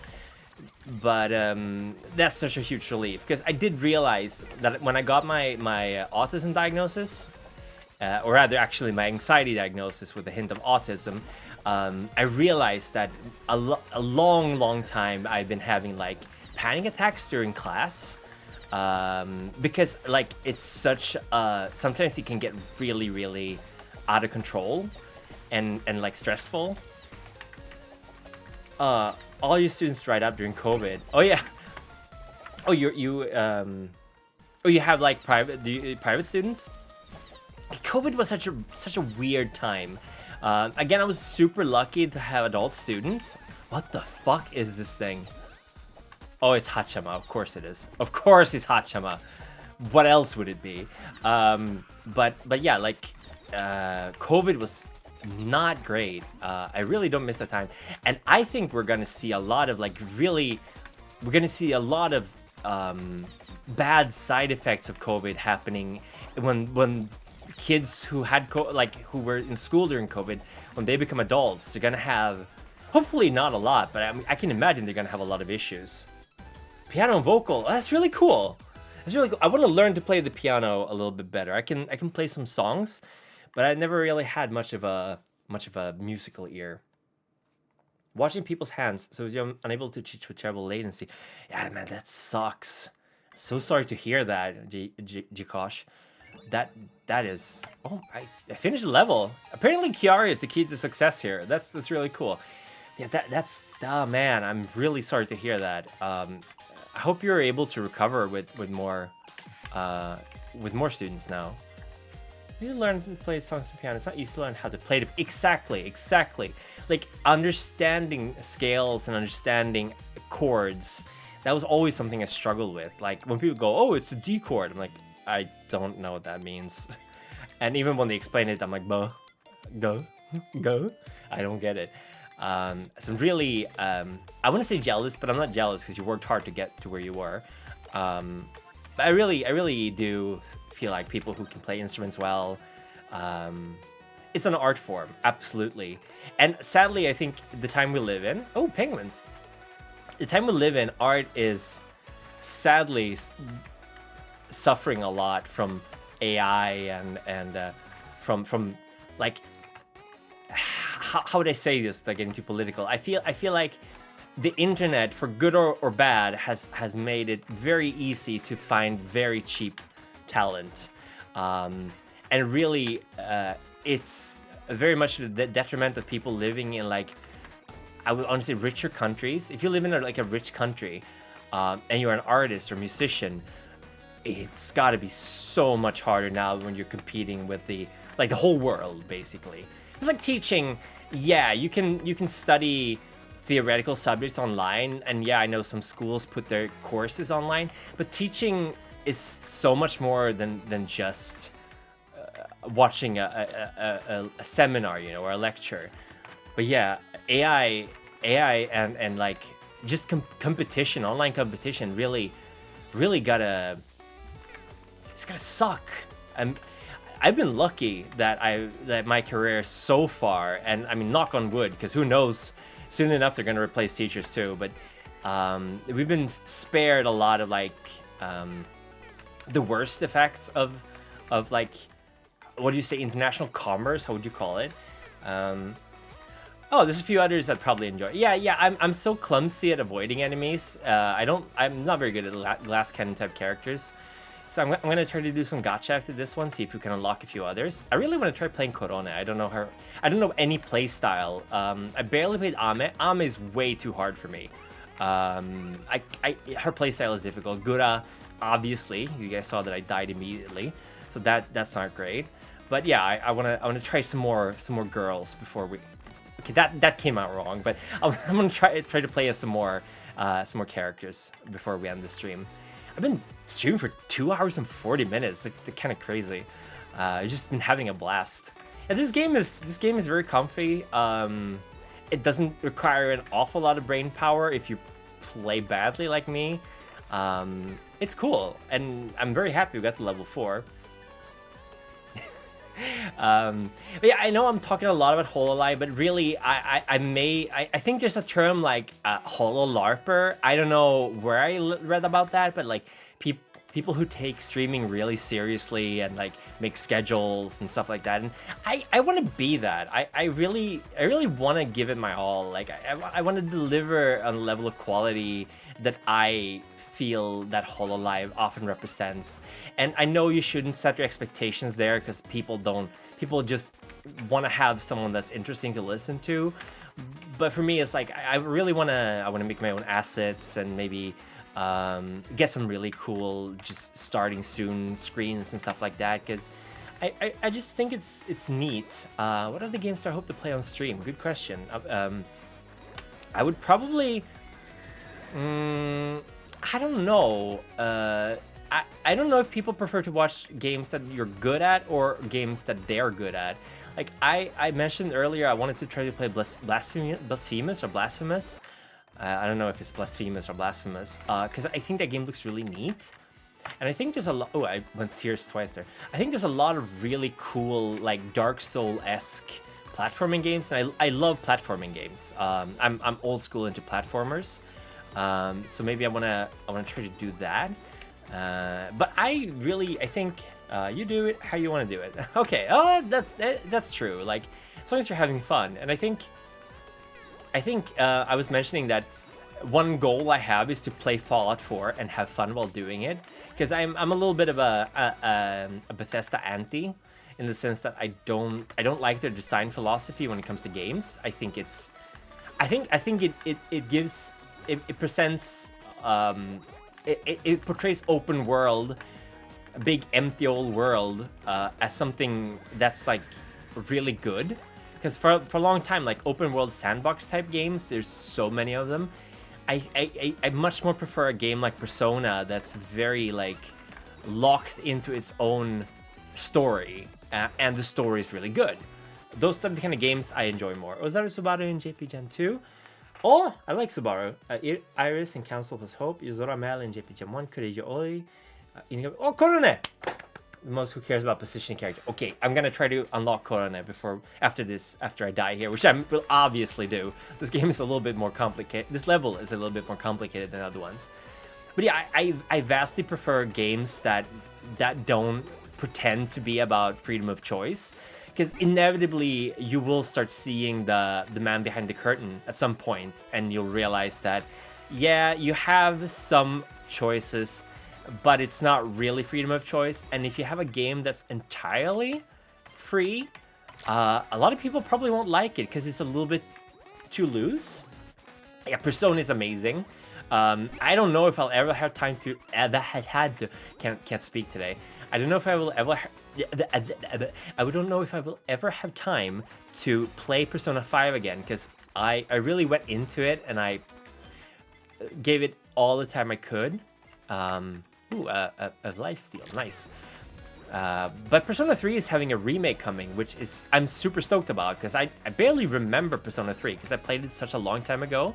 I played it emulated on PC, and all I remember from that game is I never feel like da da da da da. Yeah, that's the really corny music is probably one of my fondest memories of that game, and I really am looking forward to playing it again. Yeah, the soundtrack is great. I gotta say though, out of all the games, I love Persona 4's soundtrack the most.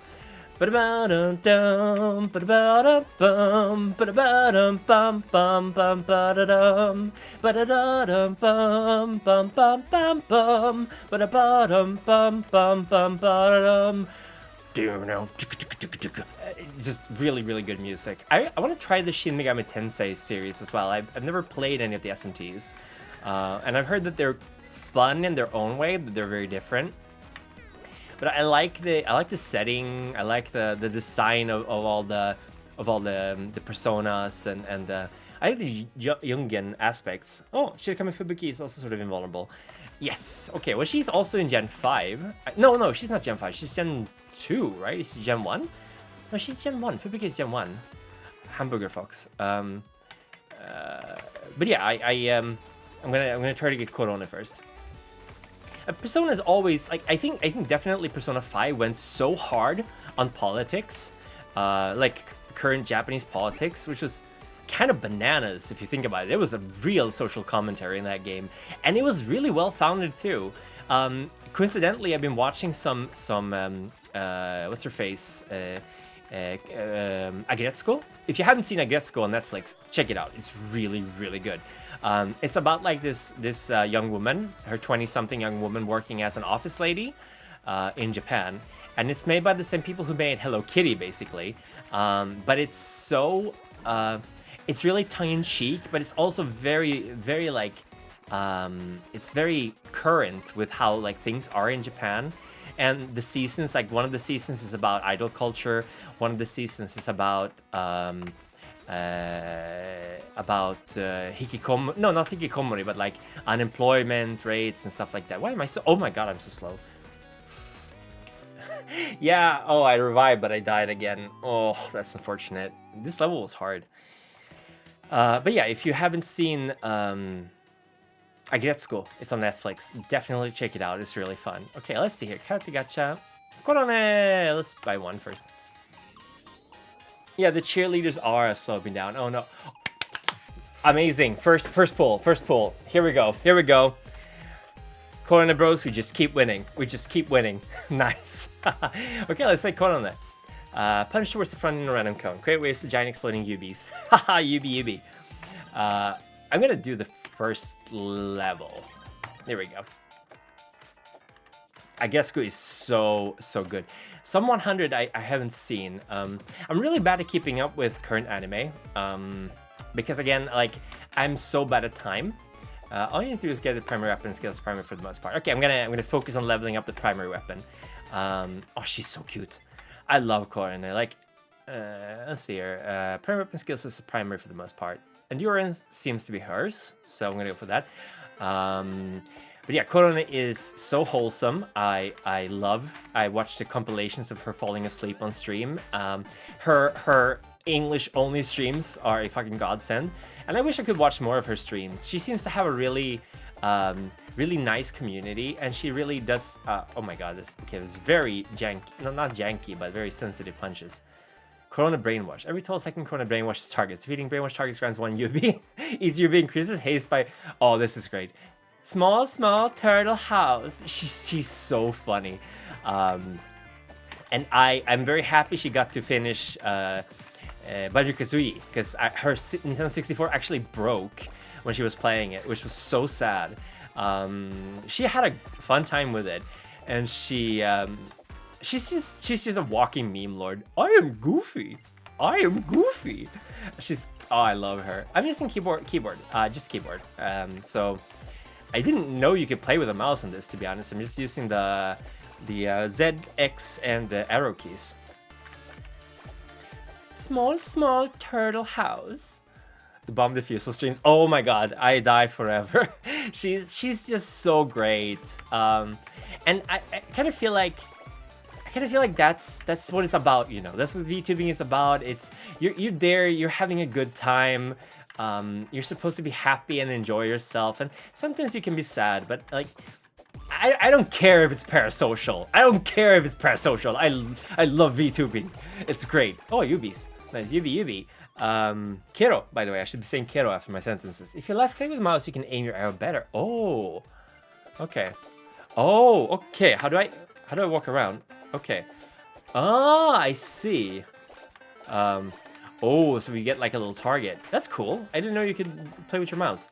But yeah, I really just feel like it's a perfect opportunity for people who might not be very comfortable being on screen, or who want to be a character, because it's kind of silly acting a certain way if you're a flesh streamer, you know, if you're in real life. This is technically a Corona ability, so I'm gonna unlock Piman.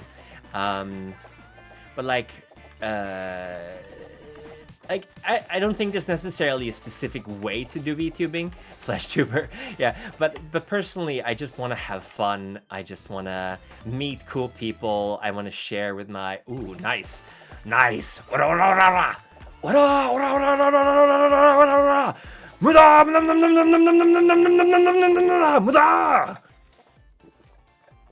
Okay, let's get spider cooking. Always get spider cooking. AGS. But what was I gonna say? For me, it's. I mean, it used to be a chimp. You can literally be anything. Oh, you were a chimp? That's so cool. You should absolutely.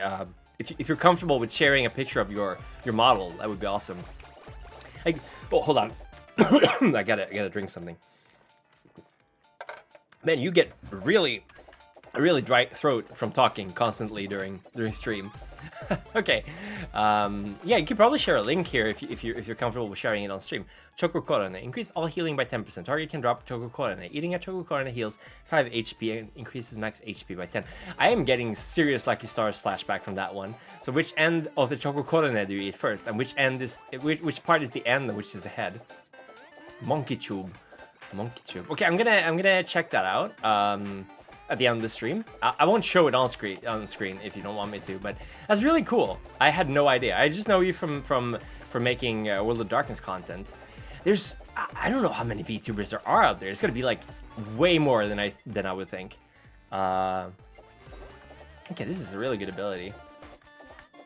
I feel like I'm a very small fish in a very big sea. Ooh. Attacks have a 20% chance to reduce attack and defensive targets by 20%. I mean, I'll take this one for now. I don't know if it's a very useful ability. It feels very defensive, which I guess is good since I tend to not be very good at defending myself. But like I should probably try to. I followed some frog VTubers. Oh, you want to figure out what parts of my vocals I'm vibrating? I'm very. My voice is very deep in my throat. I'm like down here when I'm talking. I can be up here too as well. I can talk like up here, a lot more raised. I don't know any lingo. You're climbing the ranks. You're doing amazing. Oh, thank you. That's really sweet of you to say. I'm blown away. I thought I was gonna be streaming to like 0 viewers for the whole stream, which I'm totally okay with if it happens. I can imagine like. I know there's so many people on Twitch that just never get any viewers, so I'm super duper lucky. But we'll see if we save it. I should not be talking with the bottom of my throat though. I should be a little bit more softer with my voice because I do feel like I'm very, I'm putting a lot of strain on my vocal cords. It's humming beneath my Adam's apple, I think.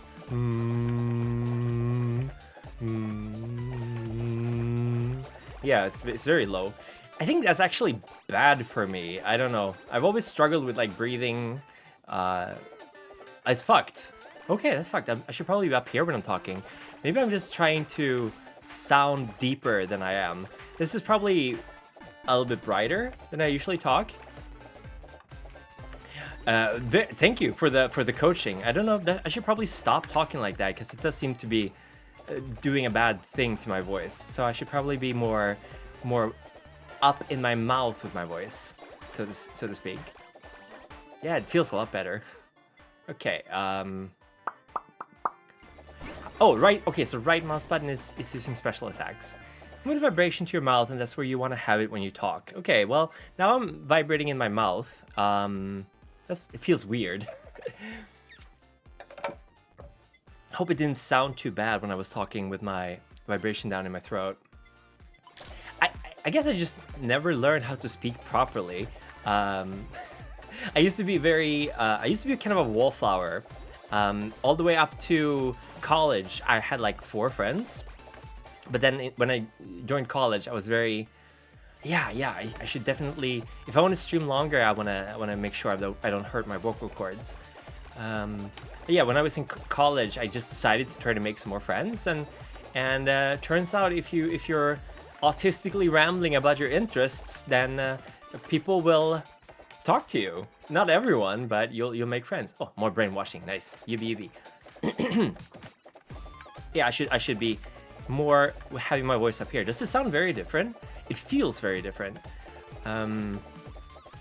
I have to admit, I wanted to kind of go for something like a almost oh, that's why you started wearing only Hawaiian shirts? Yeah, oh, that's cool. Like Hawaiian shirts, aloha shirts are always a conversation starter. Wow. I think after this one, we might have to end the stream because I think I might have already done some damage. Ian's curse. Fires cursed energy in front. One hit, there's a chance to spread another curse with another nearby target. Is this a reference to like this sickness or disease or something? There's a lot of inside jokes. Yeah, people that can't stand weird don't interact. Like, I think life's way too short to hide your power level, so to speak. One of the reasons actually that I decided to quit my job in teaching, I'm really into like Warhammer figurines and I like painting minis.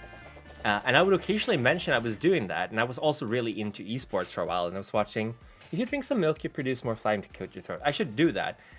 I also have cough drops specifically designed to do that, because I do actually take singing lessons. I would love to sing, but it's 10 p.m., so I'm not allowed to be loud in the house anymore. But I have been taking some singing lessons. And I think my teacher's one feedback is that I really need to get better at controlling my breathing. So that's definitely related. And I'm gonna maybe have a glass of milk around when I stream next time. I'm not sure if I will be able to stream again this week. Maybe Saturday. We'll see what I'll play then. But I'm really excited. Very, very appreciative of the help. Oh, Jikosh, thank you so much for the follow. Welcome to the Frog Pond. You've been here for a while. And also, I really hope my name is decently okay to pronounce. Kuku Kaeru. Okay, good. Thank you so much for coming, and thank you for the help with the voice. Kuku Kaeru is because I really like Kiroro Gunso, and I like Kururu.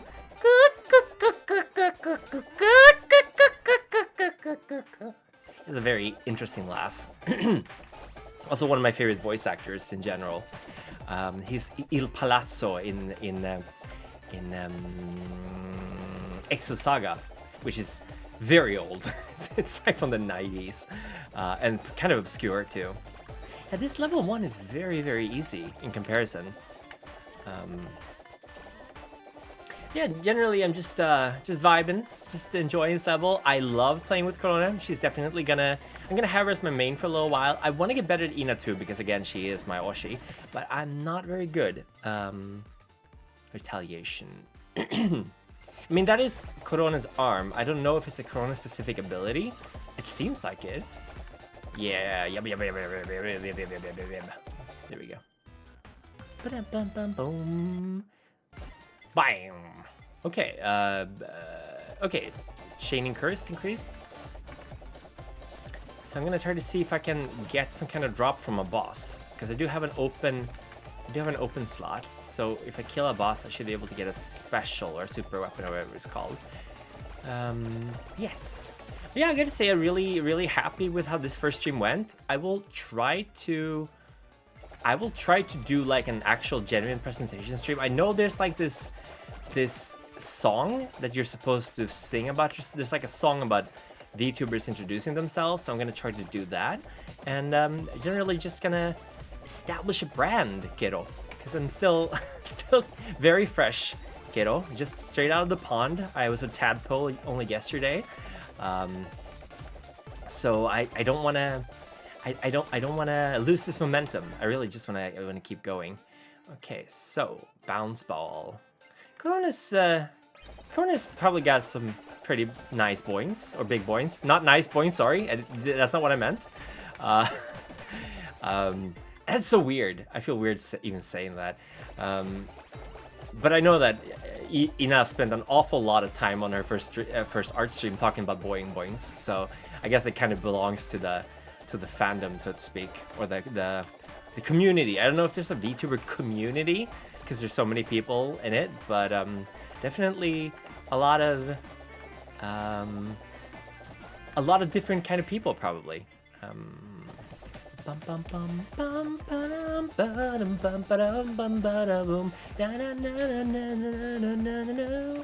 I heard this song so many times when I played this game last summer. I was humming it to myself for weeks after. I think actually that's why I quit, because I just kept humming this song at work and people got a little annoyed at me. So I was like, okay, I'm gonna take a break from the game for a while. Oh, hey guys, Kai guy. Kai, how do they call them, Kai guys, or the fans overseas fans, overseas bros?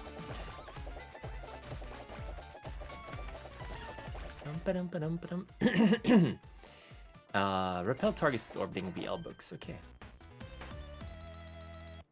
Okay, got a bounce ball level 5. Okay, I did get all the items. Okay, well, whatever. I don't know how to get the superpower, so we'll just have to deal with it. But yeah, if anyone has any advice on what I should be focusing on in terms of assets, I know you have to be affiliate to get icons and redeems, so that's gonna be like, that's our goal. I'm gonna try to stream enough to do that.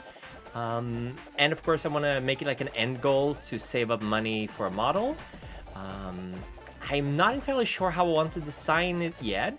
Obviously we're gonna have frog aspects to it, but I do want to still be like humanoid, I think. I'm not like, maybe something similar to you from My Hero Academia. She's my favorite character from that show.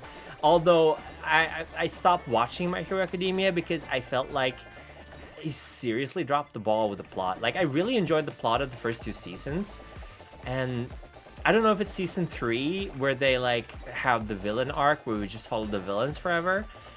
I didn't like that so much, and I didn't like... I felt like the story was stalling a lot, and it gave kind of the same vibes as Bleach did for a while, that the story was actually not supposed to go on for this long, and they just convinced the author to keep working on it, because it does feel like there was an arc in mind, and they just kind of abandoned that for something else, or changed it. I mean, there's no way of knowing that, but for example, One Piece, I never really felt like it wasn't going where it was supposed to go. I think the only real retcon I'm a little bit like iffy about is how Ace became so much more important, so much faster, and how I don't remember the guy's name, the third guy that's in the Revolutionary Army. Like, he was never mentioned, and then all of a sudden he becomes like a major character that Luffy cared really a lot about.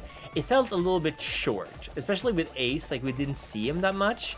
He should have been around a little bit more before he died, because I feel like he was not really I wasn't very invested in him as a character. I liked him, but I mean, fucking Buggy was around more than Ace was, so, you know, and I have more feelings about Buggy than Ace.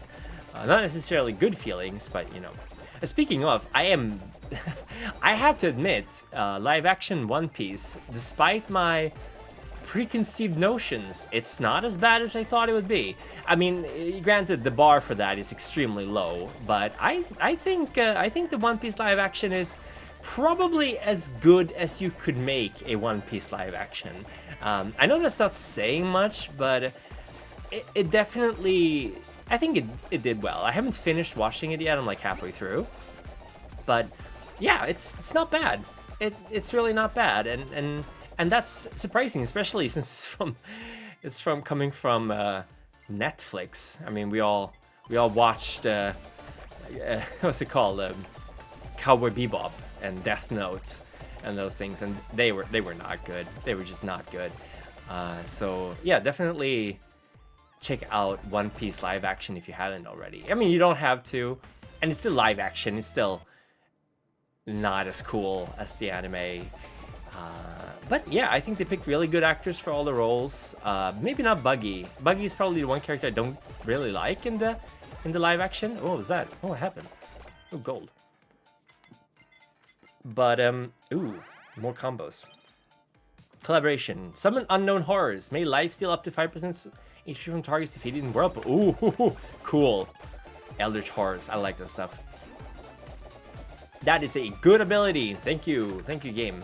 I like the collab powers. You get attack size. Okay. I kind of want a holo coin, so I'm gonna switch this one. And I'm gonna strengthen this one. There we go. We want the money. We want the money. Where's the money, Lebowski? Okay, there we go. But yeah, maybe I'll do some like book reading streams at some point. I like me my Lovecraftian horrors. Maybe manga reading or manga reviews. Talk about animes. There's a lot of stuff you can stream that's not necessarily gameplay. I do like gameplay in general. I think I like playing games, like obviously, but you can make tons of different kind of content that's not like necessarily gameplay content. I guess it depends on what I feel like. I should probably make a schedule. That seems like a good thing to do, having a schedule. But yeah, this has been really above and beyond what I expected, and I know this is like the classic content creator thing, be like, I'm humbled, but I'm really humbled that people want to stick around and check it out, and it really is super encouraging to have people to chat with and talk to, and I mean, there's gonna be days when chat is not gonna be very active. There's gonna be days when I feel like maybe I wasn't doing 100%, but like we said, like as long as I'm having fun and I keep in mind that I'm doing it to have fun, then that's really it, right? Like, and if I'm not having fun, you know, if I schedule a game and it's not going well, oh, thank you. Yeah, it's still going strong. This is probably going to be the last round though, because I'm starting to slightly lose my voice. I've been speaking very throatily for a long time, which not great. So I am feeling it, definitely feeling it, but I'll try to stream one more time this week, maybe the weekend, and we'll probably settle for like twice a week to begin. Nah,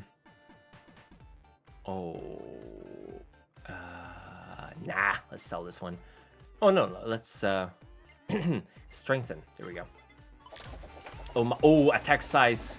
This is good.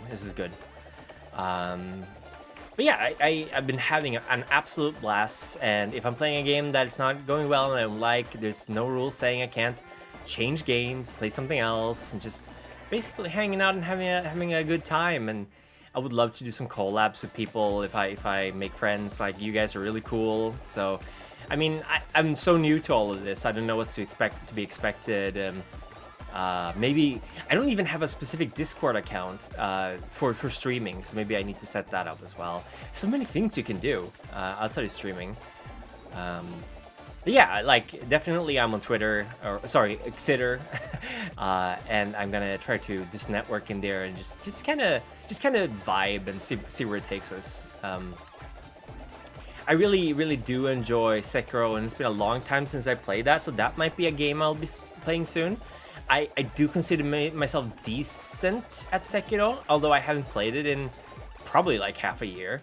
But it's one of those games that I'm absolutely obsessed with. I'm a weeb. I love the culture. I love the aesthetics. Yeah, making friends is the best part. You don't have the most experience in it either.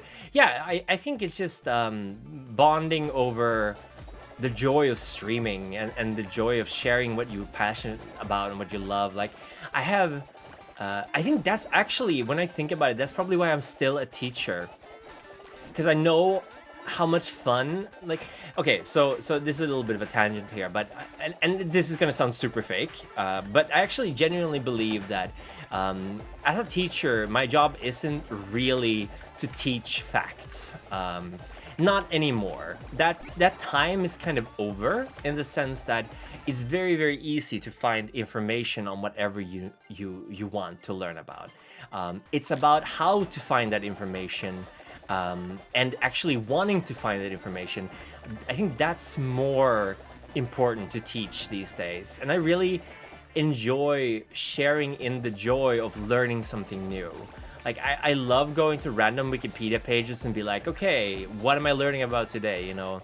And I think a lot of kids and young adults who are like tired with school or browbeaten and just can't deal with school, I think it's because they just feel like there's no point to it, or they haven't, they've been expected to do what they're told. They haven't really been taught the joy of learning. things. I get the joy of learning. I sound like Bob Ross, but that's really very important to me in anything I do. That like, if you're enthusiastic about something and you like something, never be ashamed to share in it. And that's the wonder of the internet. There's going to be weirdos all over the world who are into what you're into. That's the curse and the joy of the internet. Because I mean, there's going to be some really weird people out there, but I mean, cool. You can find people like you, and there's bad stuff about that too. Like, it's pretty easy to get like an echo chamber and everyone just agrees with each other, and if you have a dissenting opinion, you might get like ostracized, and that's not very cool. I kind of like the old school communities of online forums where you had to introduce yourself and you were joining a community, you know, and that was a big deal, and communication was pretty slow, and nowadays, you know, you're just people you've never met and people you haven't asked to interact with. You see their posts on your timelines and you go like, this is specifically catered to make me annoyed, to make me interact with this stuff, and I don't like that. I don't want to be made angry or happy for that matter. I want to find my own way online, and there's this kind of narrowing of the internet lately where like everyone is just hanging on these 4 or 5 websites. So YouTube, it's Twitter, it's Instagram, it's TikTok. Like, you don't have the same kind of community, PHP BBS forums from when I was young. That was very like good or bad. There were people you didn't like, there were people you liked, but you bonded over a shared interest, you bonded over an anime or a game. And that was what that was about, and you had like specific forums for specific things. And I guess the closest we have to that is like Discord communities these days, but even they are very, very like narrow in terms of who you meet, or rather broad. Sorry, not narrow. I'm just rambling now, but I'm getting so mentally exhausted from talking that I'm just kind of letting my mouth run. Sorry if I'm not like inviting a conversation. I'm still pretty new to this, but like I don't know how old people are in general. Like, I'm in my late 30s, so I should probably not say that. That's probably like not a great thing to share. But I don't know. I just feel like it's nice that I can be online and people won't be like have expectations on me based on how I look, I guess. I think that's one of the nicest things online, that it's way much more about like what you say and do online rather than how you look. Not that I specifically look ugly or you know, I don't look very old. I've been told I look very young. But it's just like it's nice. It's nice to be able to have some control over your narrative, I guess. Again, and some people exploit that. Some people hide bad things they've done, and they change identities like people change clothes. But overall, I think it's just good for a lot of people to come to their, you know, full potential, I guess. Oh, X potato. Throw a potato that bounces around the screen before exploding into an X. Okay, let's do some gacha. We're gonna do gacha for all the money, all the monies.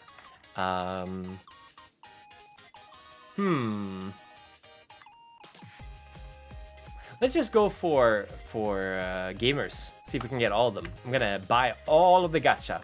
Okay, only 10. Sorry for clearing my throat. Yay, Fubuki, Mio, and and Okayu. Mogu, mogu, mogu, mogu, mogu, mogu. Okay, cool. We got all of them. That's nice. Let's buy some more. Don't worry, we're not gonna tell anyone, Grandpa. Thank you, Starman. Thank you. That's very nice of you. Sorry, I didn't respond to your message right away. That's really kind of you. I have heard that hags are in high demand, but since I'm a male hag, I don't know how true that is. Okay, cool. We got a lot of rank up. We got a lot of tiers. I don't know what the tiers do. Did I use those in like a specific thing?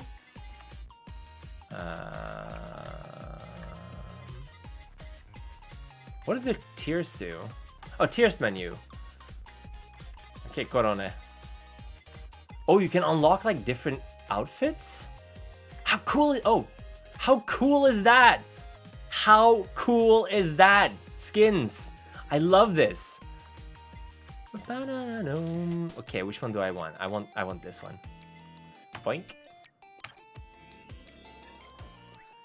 Damn, they really did a lot of work on this game since I played last time. I got a cool outfit. I think this is a really, really good place to end the stream. I think you're supposed to be ending a stream by raiding someone, but I don't have anyone I follow. Do you guys have like a suggestion for someone to raid? I really need to follow more people, absolutely. So I'm gonna go through those of you who followed me during stream and are streaming yourselves, I'll definitely follow you after the stream. Pardon me, my hamburgers are really messing with my C's. I was in such a rush to start streaming that they were half cooked. Maybe not the best idea, but you know, what can you do? But yeah, if you have any suggestions for someone to raid, I would love that. Otherwise, we're just gonna see if there's anyone else playing HoloCure, because that could be probably a good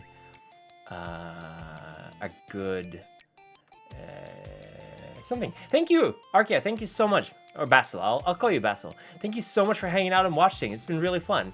Let's see here. HoloCure. Who's streaming? Who be streaming? Save the fans. A lot of people playing. There's me. There I am. Dottie Elk. A lot of VTubers. There's a lot of cuties. I don't know who I'm gonna be raiding. Oh, there's a dog streamer. Yeah, that's nice. Mildarian 1890. Oh, Mildarian. Okay, we're gonna stream Mildarian. Oh, thank you so much. That's really sweet of you. Thank you, Murdy. I really appreciate it. I am so encouraged by this. I don't know what to say. Thank you so much, everyone, for hanging out with me. This was an absolute blast. I feel reinvigorated, and I can't wait to stream next time. So we're going to be rating Mildarian 1890, playing Holo. Oh wait, no, that's a Spanish streamer. I'm worried. Dottie Elk, English-focused God gamer, smug, ever so slightly toxic. He dumped me.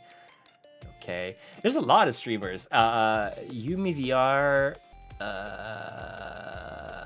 Yumi VR has cotton candy colored hair. That is gonna be enough for me. Yumi VR 28. Okay, so we're gonna be raiding. Okay, I am not allowed to raid. Oh my god, I never thought it would be this hard to raid someone.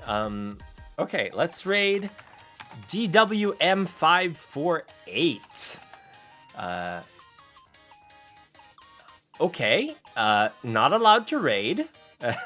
Huh. Why am I not allowed to raid? Is it because I'm not affiliate? Okay, how about raid Nania Kage? Oh, oops. Raid Nania Kage. Oh my god. I'm not allowed to raid anyone, I think. Okay, we're gonna get one more try. If not, I guess I'll just have to end stream, and you guys won't be able to go hang out with anyone. Midnia. No wait. Let's go with the dog. There might be a setting on your account or on theirs that prevents raiding. Might be. Might be. I'll check it out. Dogniko. Let's see. Strixter Dogniko. Raid. This is the last try. Nope. Okay. It might be because I'm not affiliate. Maybe. I don't know. But thank you so much, everyone, for coming. I had a great time. I will make some kind of schedule or update post on Twitter. And thank you. I should probably have some kind of closing statement. But I don't even have an end screen. So we'll just go to my pre-stream screen. But thank you, everyone. Have a great day. Great Wednesday. This has been an amazing first stream. Thank you so much. Okay, bye.